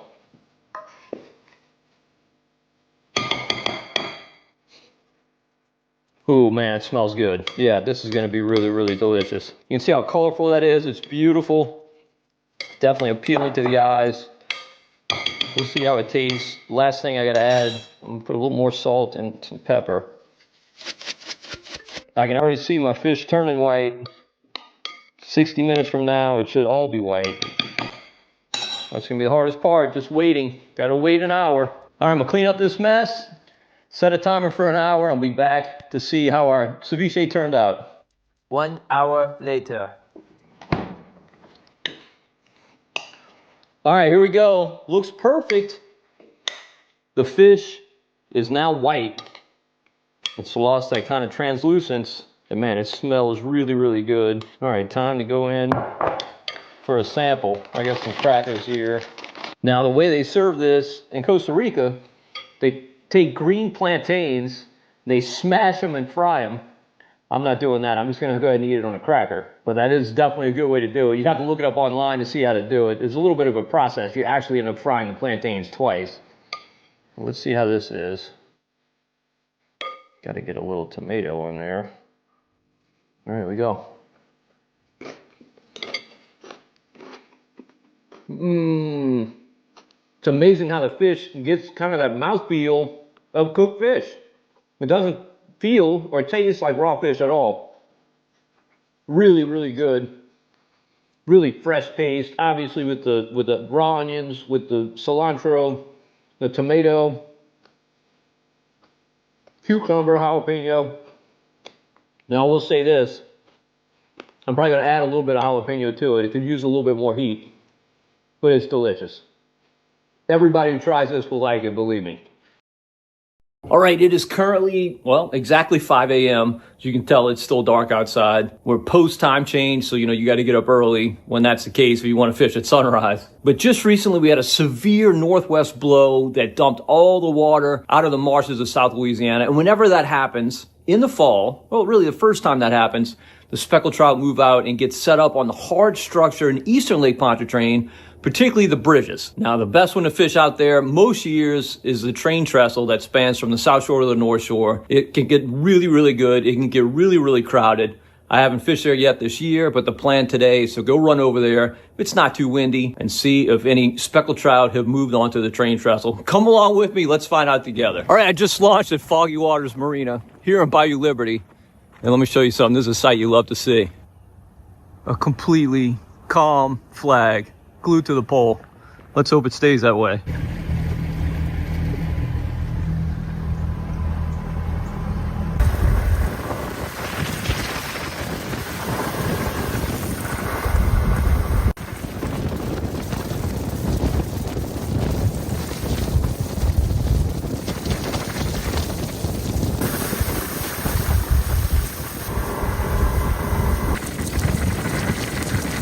All right, as you can see, I'm starting this morning on the train trestle. There's approximately 1,000 boats fishing. Most of them are on the other side. The tide doesn't look like it's doing a whole lot right now. It's probably at the end of that rise. It's gonna be falling all day, but I've come to what will be the down current side on a falling tide. Fishing might be slow to start until that tide starts rolling, but I'm starting with one of my favorite setups for fishing this bridge. California 420 Zimmer Swimmer on a 3/8 ounce death grip jig head. This setup just really catches nice fish here. I've had some really, really good trips throwing this bait. We're just gonna have to work in with the crowds to some degree. They're still coming. Just you get a pretty day like this in the month of November, the crowds are gonna come. I may end up going to Highway 11. The crowds get too bad. You don't catch as many fish there, but you can catch some really nice ones. People don't fish it nearly as much because the action is a little bit slower there. Got a big old full moon up there. Might make those fish bite later in the day. Now, any section of this bridge can be good. People tend to congregate up near the draw, which is not too far from here, and also down toward the south shore, depending on the day. It's much more shallow toward the south shore. Water depth here is 12 feet. I mean, the boats are just screaming out here. It's crazy. Crazy. And there's a smart guy fishing Highway 11. He might have some company in a minute. Me.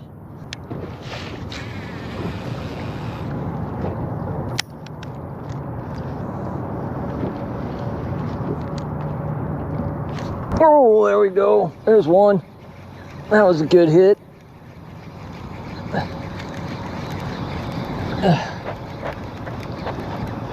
Oh, he's trying to throw that hook. Shaking his head crazy. Hope he fails miserably. Good trout. Man, real good trout. All right. Stay in the boat there, buddy. All right, good fish. So this is just a standard typical fish you catch out here, about an 18, maybe 19 incher, really, really fat, much bigger than the fish I catch in the marsh, that's for sure. Big yellowmouth, love to have him. That was a good hit. He was up close to the pilings. Good start to the morning. The sun's coming up. I tell you what, it feels good. A little chilly this morning. Definitely the chilliest boat ride I've had yet this year. Or this season, at least. I'm sure I had a chillier one back in the winter. Looks like we got a train coming. Doesn't ever seem to impact the action at all. Not that I've noticed. Fish don't seem to care. You'd think they would. Oh, shoot. You'd think they would. It's so noisy. Oh, that was a good hit. That was a real good hit. Stay buttoned up, dude. Okay, we'll go this. That's a good trout, man. We'll go to this side. All right. Man, what a beautiful fish. What a beautiful fish.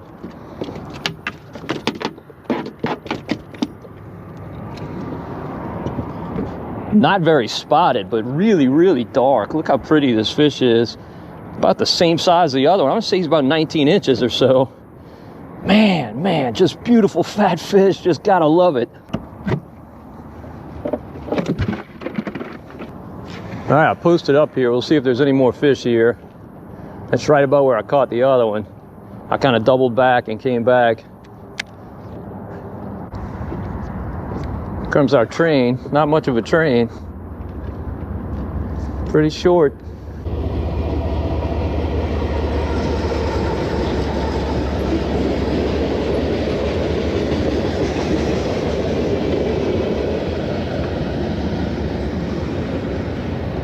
So it's super important when fishing out here to let your bait go to the bottom.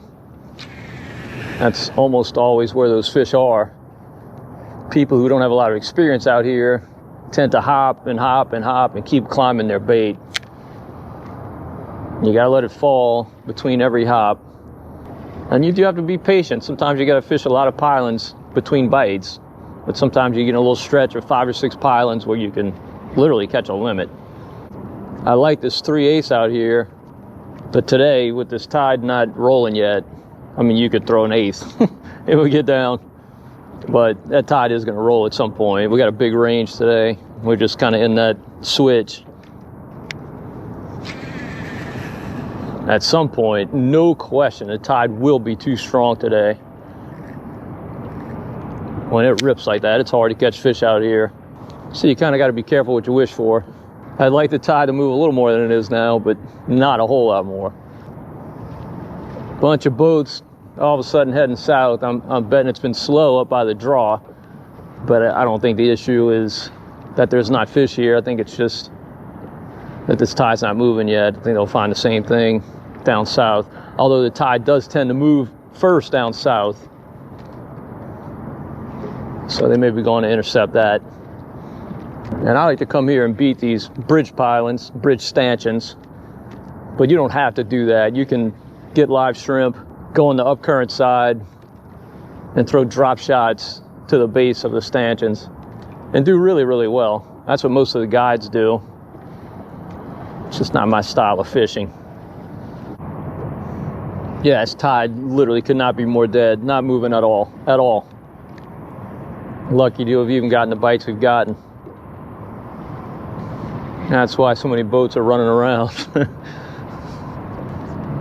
Fish are just sitting on the bottom chilling, taking a nap. It's like putting a piece of cake on the nightstand next to you while you're sleeping. You don't even know it's there. But when this tide starts rolling, they will definitely wake up. Oh, that one woke up. He wasn't sleeping. He ate that piece of cake. Feels like another nice one. Yeah. Come on, dude. Yeah, dude. Man, you got an opinion. Oh, you're barely hooked. Hopefully we get him. Oh, yeah, we got him. Another really nice fish.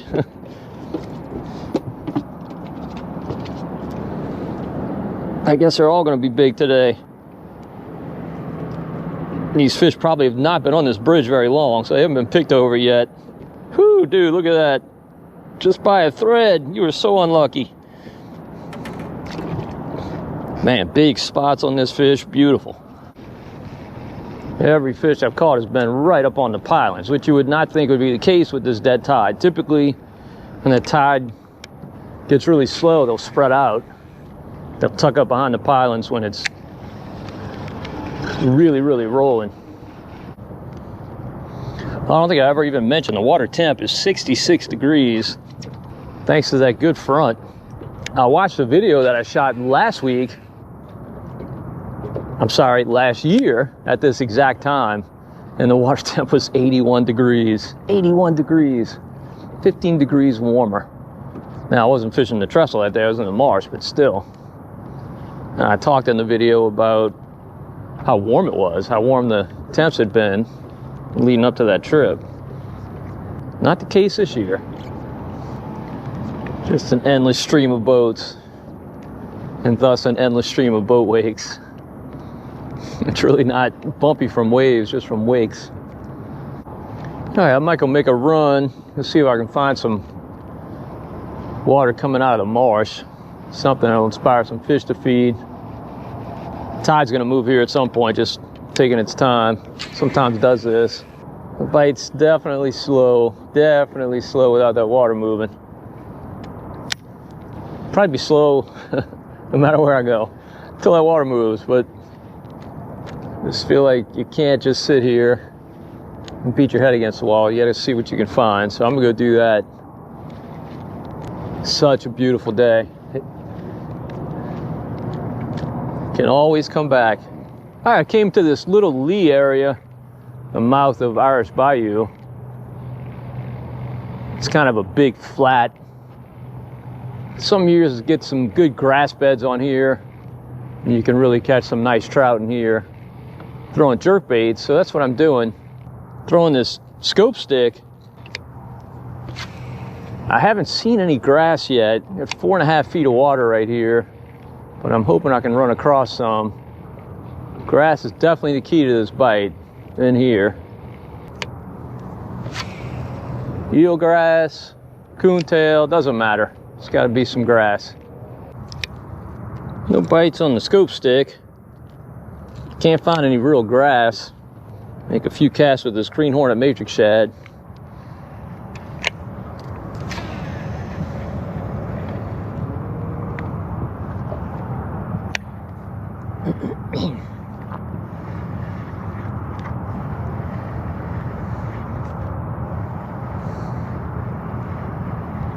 Oh, there we go.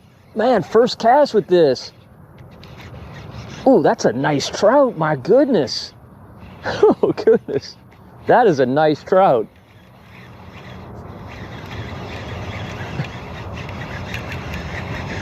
He came up and broke the surface like a trout, but man, he's... Oh, no, it's a catfish. Look at that. It's a freshwater cat. I'm going to keep him. He came up and broke the surface. I'm like, man, it's a trout.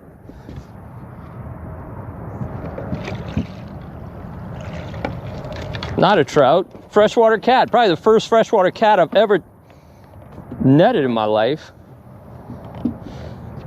He's a big old boy.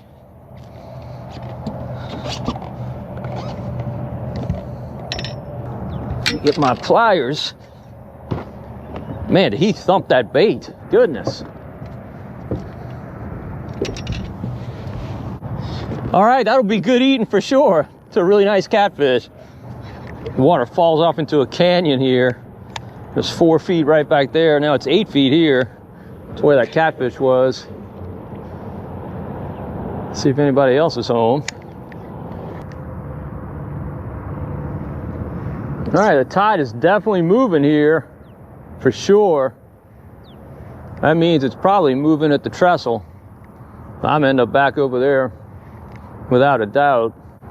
Tide's going this way here. I don't know if that means it's rising or falling.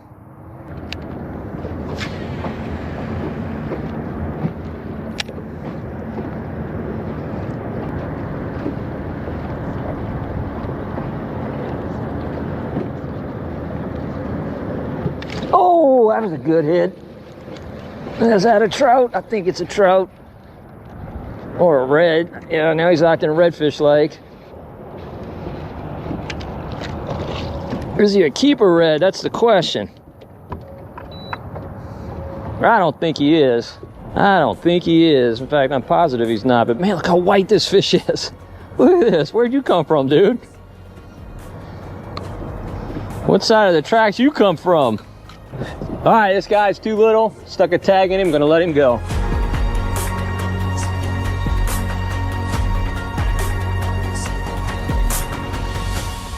All right, that wind's really starting to pick up, and so is the tide. So I'm gonna run back to the trestle. The fish should be biting there by now with this water moving now. Hopefully it's not too bumpy to fish them. I still see a million boats on the trestle. I mean, a million boats. So I have to Try and find a little stretch that doesn't have any boats on it, if possible. It may not even be possible. All right, back on the trestle. And mercifully, the tide is moving. So let's see if it makes a difference. I'm on a different stretch, kind of mid-lake. Man, the tide's really rolling now. I don't think it's too strong, but it's a big difference from when we were here earlier, that's for sure. Water is really, really perfect. It's got a little stain to it. You don't want it too clear out here. Make the fish super, super sketchy.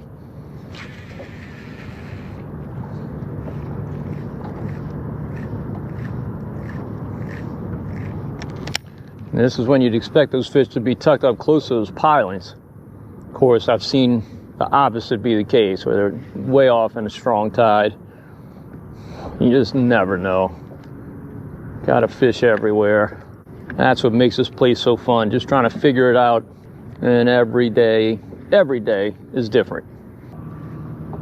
If we don't find any fish down here, I will run back up to where I caught some earlier, but I know there's a bunch of boats up there. There were a bunch when I left. It's gonna be hard to shoehorn in.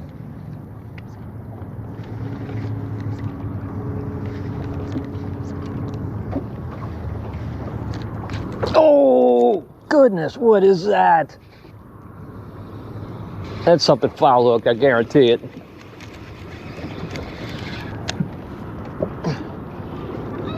Oh, I just want to see it. Come on, dude. I want. Oh, big trout foul hooked. Good Lord. Look at that. Man, that's a big fish. Good Lord, look at him.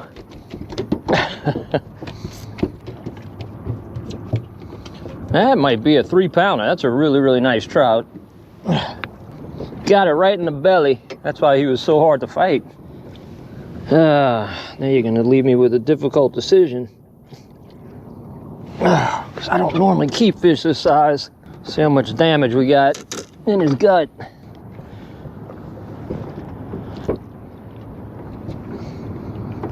Yeah, I kind of tore him up. I'm gonna go ahead and keep him. He's about 20 inches or so, maybe 21. Really nice trout. Well, the size of the fish we've caught today, definitely impressive. I mean, sometimes you can get in some throwbacks here for sure, but these have been really, really solid.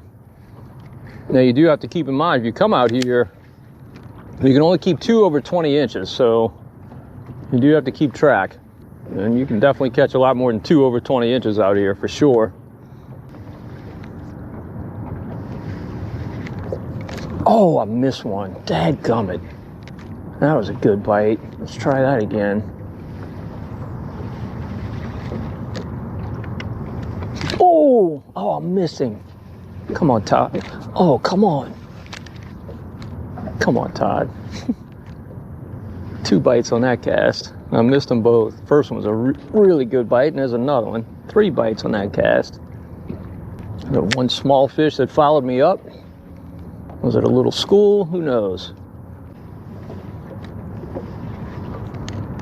Oh, there we go. Oh, that's the bottom. All right, I hooked the big blue ball. That's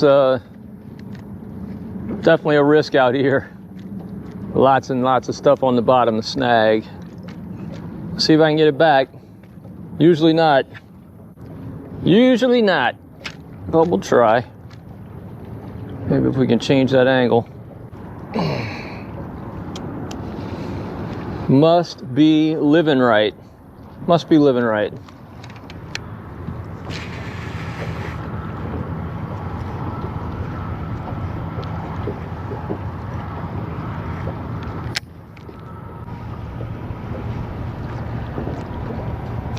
Oh, that's a good bite.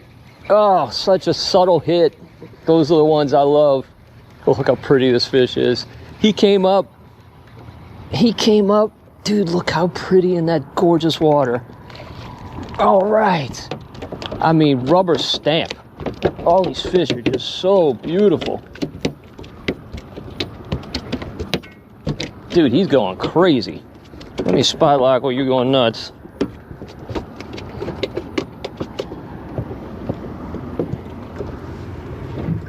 Oh, man, look how deep he took it.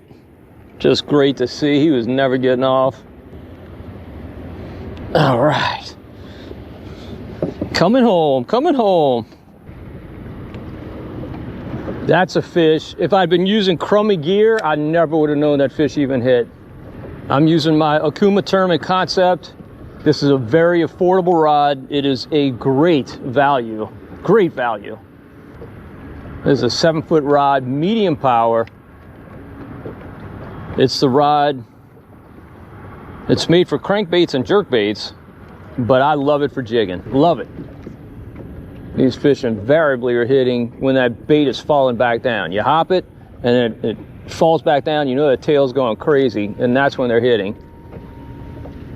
So it's just a real subtle tick.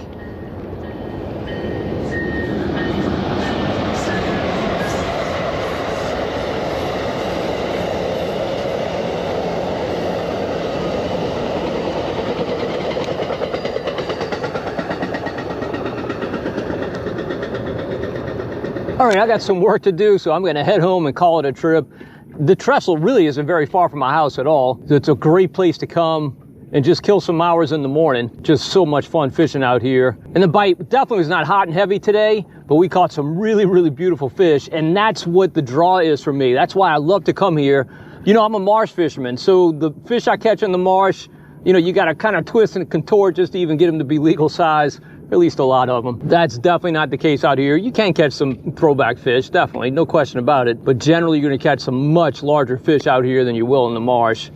And like I said, if you want even bigger fish than you catch on the trestle, you go to Highway 11, you're not going to catch as many fish, but they're generally going to be nicer. But if you come out here, do yourself a favor and get some of these California 420 Zimmer swimmers. I got that team with a 3/8 ounce death grip jig head. I'd never fish any other jig head. Death grips are just by far the best jig heads I've ever found. But this California 420 Zimmer swimmer, I don't know what it is. The fish out here just love it. I would never leave the dock without it. Doesn't mean you can't catch them or anything else. Absolutely you can. But I would never come out here without at least some of these in my tackle box, that's for sure. All right, well, hopefully you enjoyed the video. Definitely had a blast putting it together. I'll be out here a bunch over the next few months. This bite will go on all the way literally until June.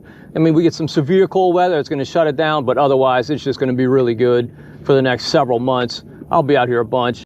All right, it's early. You can see the sun is just starting to brighten the eastern horizon. You know, I'm not one to pack lightly when I go fishing. Actually, all my buddies give me a hard time about bringing a bunch of rods when I go fishing. I like to have everything I could possibly need. When I go on my boat, of course, everything's stored in the holes. When I go with buddies, I got to pack it. But today, that's not the case. I've got only 2 little tackle sleeves. I've also only got 2 rods, and there's a reason for that. I'm here at my buddy Justin Bowles' dock. Justin's a guide here in eastern Lake Pontchartrain. He and I were chatting yesterday. You know, we've had a little bit of mild weather here in South Louisiana. So we wanted to go check the bridges in eastern Lake Pontchartrain, see if we can find any big trout. That's the mission for today. And all you really need to do that is jig heads and soft plastics. So that's all I brought. It'll be boom or bust. Either we'll hit them or we won't, but it's going to be fun to find out. Come along with us.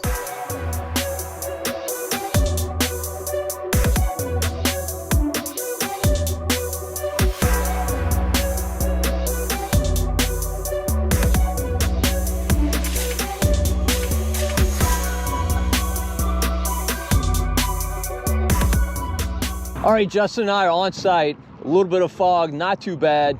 Got a southwest breeze blowing maybe about 5, maybe between 5 and 10. It is supposed to pick up a little bit later in the day. We got a nice rising tide here. Water looks really, really good. I definitely like our chances. I'm starting with a 3/8 ounce death grip jig head with a limbo slice matrix shad. Justin's gone with a magneto. You've got 3/8 ounce? Yeah. No way. Was it a fish? I'm glad you lost him. Don't need that kind of luck. Fish on? 2 casts, 2 bites.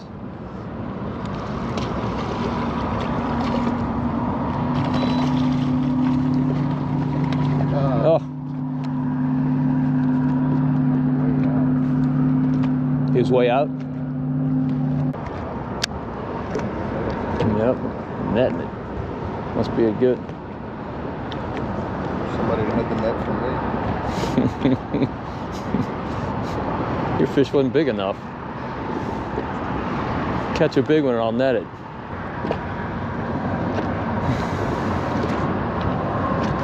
Oh, first hit. Oh, he's so far. Nah, I'd say about halfway.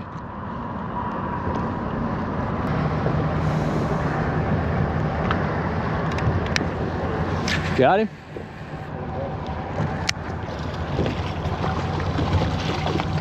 Oh, good Lord. I'm switching to Green Hornet. Got him? He was way out, huh?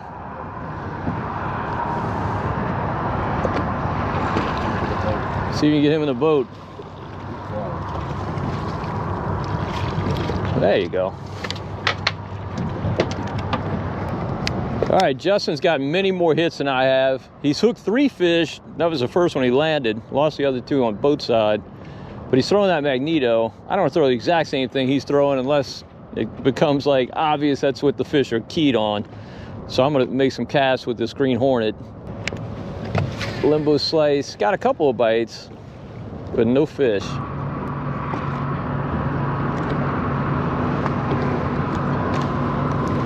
Oh, damn it. Way out. He was hooked up for a minute.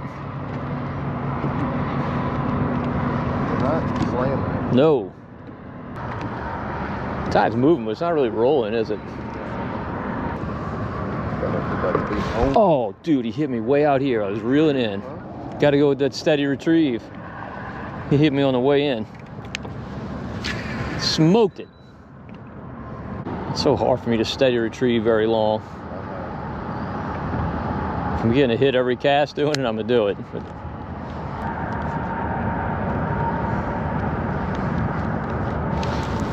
finally. Doesn't feel like the biggest fish I've ever caught. Oh, he's nice. He's not bad. Sorry I spoke poorly of you. Big fat Lake Pontchartrain speckled trout. You want him? Yeah. Well, Justin's got one. All right, maybe we found a little school.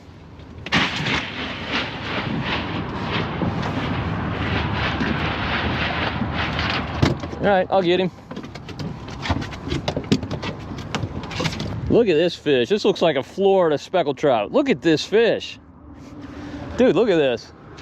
Look how spotted that fish is. Oh, wow. Looks like a Florida fish.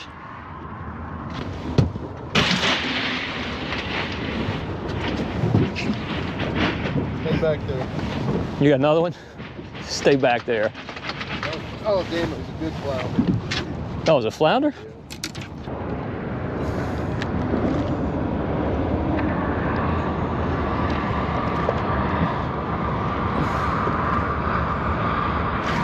There he is. Just the subtlest of hits.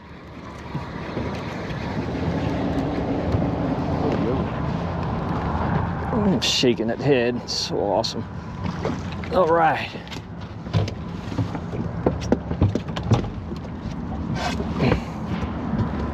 He was way out, huh? Yeah, he was out.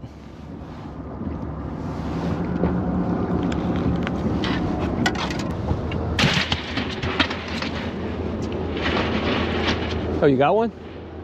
I guess I'll just stay back here. If I could land him. I got that rod right next to you. That's back.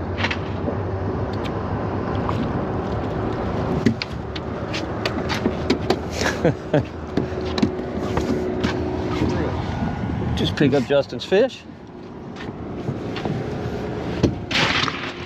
It's funny, we've been trolling a bunch of this bridge. Several bites, but not a whole lot of connections. And then you just find a little school of fish. Sit on spot lock catching these. Who knows how long it'll last.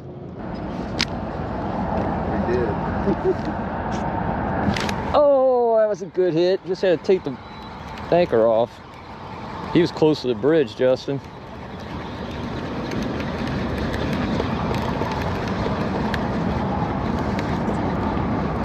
Shake that head, dude. Shake it.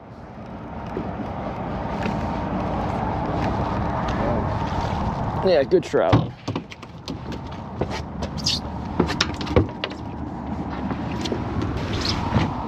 Good solid 16, 17-inch fish.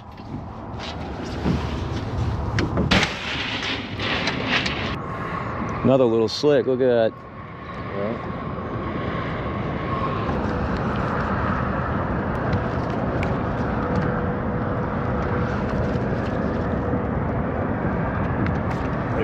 Got him. Got him. Oh, look at that.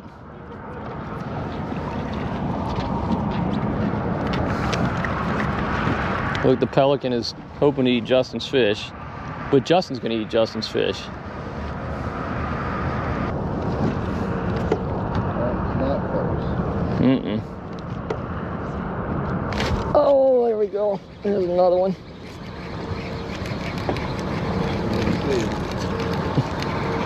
What's that? Oh, no, guys. Here he's coming. What in the world is this?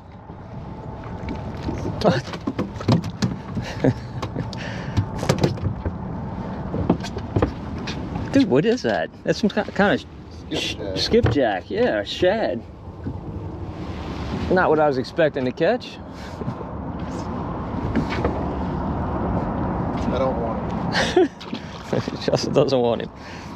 Now, I should have fed him the pelican. Of course, then he'd never leave us. Isn't it so funny that the pelican can see your rod bent and your actions? And knows what's happening, yep. And he dives down to pluck your fish off the line. He came very close to mine. Yeah.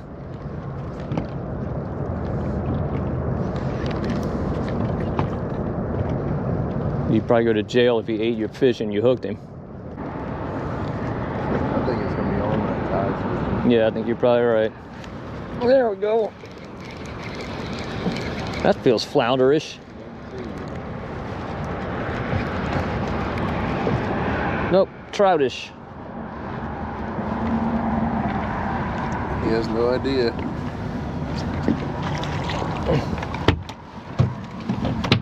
He's about to have an idea what he missed out on. Oh, real good, healthy fish.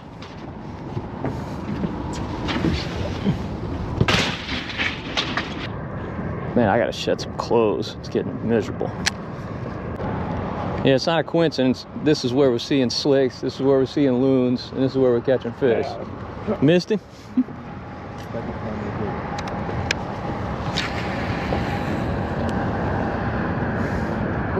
Dude, hit you again, huh? Probably a skipjack. So assuming we don't get any severe cold this winter, which is looking more likely than not, these fish will stay on this bridge literally until June. Water temp today is 62, and that's perfect. Upper 50s, low 60s. There's always gonna be fish here, and they're always gonna be biting. You might have to hunt a little bit to find them, kind of like we had to do today, but if you stick with it, you'll find some fish. All right, shed some clothes. Feel a million times better. It's getting warm.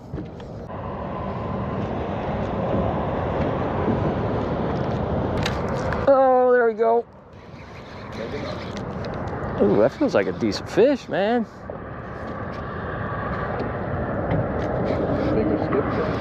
Yeah. Yeah, that's a better fish.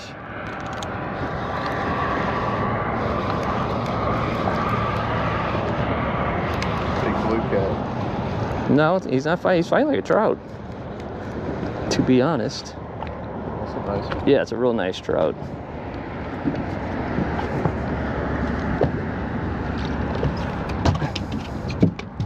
Hey, not much better. Little bit foul hooked. Always makes them feel bigger, but still a real solid chunky fish. She said when they're foul hooked, it makes them feel bigger. She's a freaking weirdo, a freak. Jigged it up into his lip.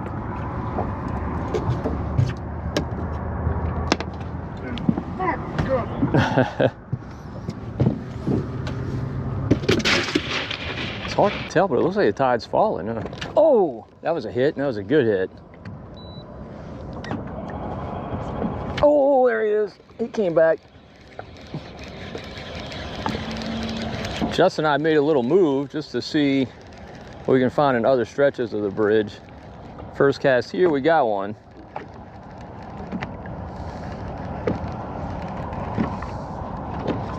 Flounder. Oh, flounder. All right. You want him? Yeah. Flounder also crowd these bridges, as do black drum, occasional redfish, sheep's head. You want to throw bait? Justin wants to take him home. I don't blame him. I was hoping it wasn't a flounder. I know, I'm with you. Yep. It's nice to catch one, but hoping to find a school of trout. Hit you twice too, huh? Yeah. Got him? Another flounder or a trout?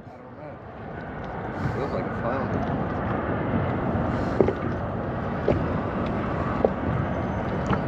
The loon was after him. That's a trout. That was a Flounder. I couldn't see. Another flounder. We set up on a school of flounder. It's like that was the hardest trout hit I've had all day. Yeah. I think the tide's definitely falling. It feels very different. Yeah. Dude, watch it be another flounder. I wouldn't be surprised. Got off. Oh, shoot. I think it was because it didn't have a head shake. Goodness. Oh, there he is. Is that another flounder? This one's shaking his head. I think there's a trout.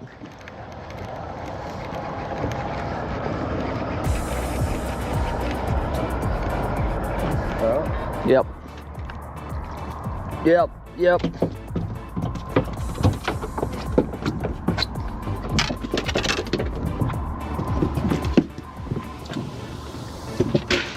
All right, I've got a fish dish that I've been cooking lately that's been really, really good. I'm gonna make it with some of the fillets that Justin and I caught on this trip. So let me show you the ingredients. All right, first off, we got white wine. This is some funky wine that's in my fridge that I sometimes cook with. Then some butter, some avocado oil. You can use olive oil if that's what you got. We've got some cut up limes. You can also use lemons if you want. Got some black olives. Got some garlic, artichoke hearts, and capers. Oh, and check out this new cutting board that a viewer made for me, a guy named Russell LeBlanc. This thing is really, really cool. I love it. All right, let's get rolling on this recipe. Oh, and I forgot to mention, I also have some seasoned flour right here. We're gonna need that to coat our fish. What I'm gonna do is dry the fish. I'm gonna pat them dry so it doesn't absorb a whole lot of this flour. I don't want a real batter on there. I just want kind of a little bit of a crust. All right, I'm just gonna use some paper towels to dry these things off. All right, that's good. Back here, I've got a cast iron skillet that is absolutely smoking. I've had it going a few minutes, so that's perfect. Let's go ahead and batter up our fish. Not really batter it, just kind of dust it. Probably got way too much flour. I'm only making 4 fillets. This is lunchtime for me. And Mrs. Marshman is out of town currently, so I'm flying solo. And as usual, I made way, way, way too much flour. All right, 4 fillets. That should all fit in one pan. First off, we gotta sear our fish. I always do that in beef tallow. This is the Sulu brand. It's one I use most often. I also made my own, but I don't currently have any of tallow that I made. So we'll use this. This bucket's almost out, but we got definitely enough for this dish. Ooh, that pan's good and hot. Definitely love to see it. All right, let's get our fish going. Hot pan to me is super important with fish, because you want to cook them quickly, get a good sear on the outside. Doesn't take long at all to cook the, ow, splashed myself. Doesn't take long at all to cook the inside of a fish. All right, we're gonna go ahead and check these. Okay, good sear, really good sear. I'll take it. And Chef Tenny Flynn, the original chef at GW Finn's, one of the elite seafood restaurants here in New Orleans, told me years ago, you basically want to cook fish half as long on the second side as you do on the first side. So we're about there now. I'm gonna go ahead and take these out. I'm gonna put those on a grate. Anytime you coat fish with flour and sear them, to me, they do much better on a grate rather than on like paper towels where they just get soggy. We don't want that. All right, that's good. We're gonna turn our heat down to kind of between low and medium. I'm gonna add some avocado oil. Again, you can use olive oil if you have that or prefer that. Don't need a whole lot. I'm gonna add some garlic. Don't want to cook garlic long at all. In a hot pan. Add some white wine. Start deglazing that pan.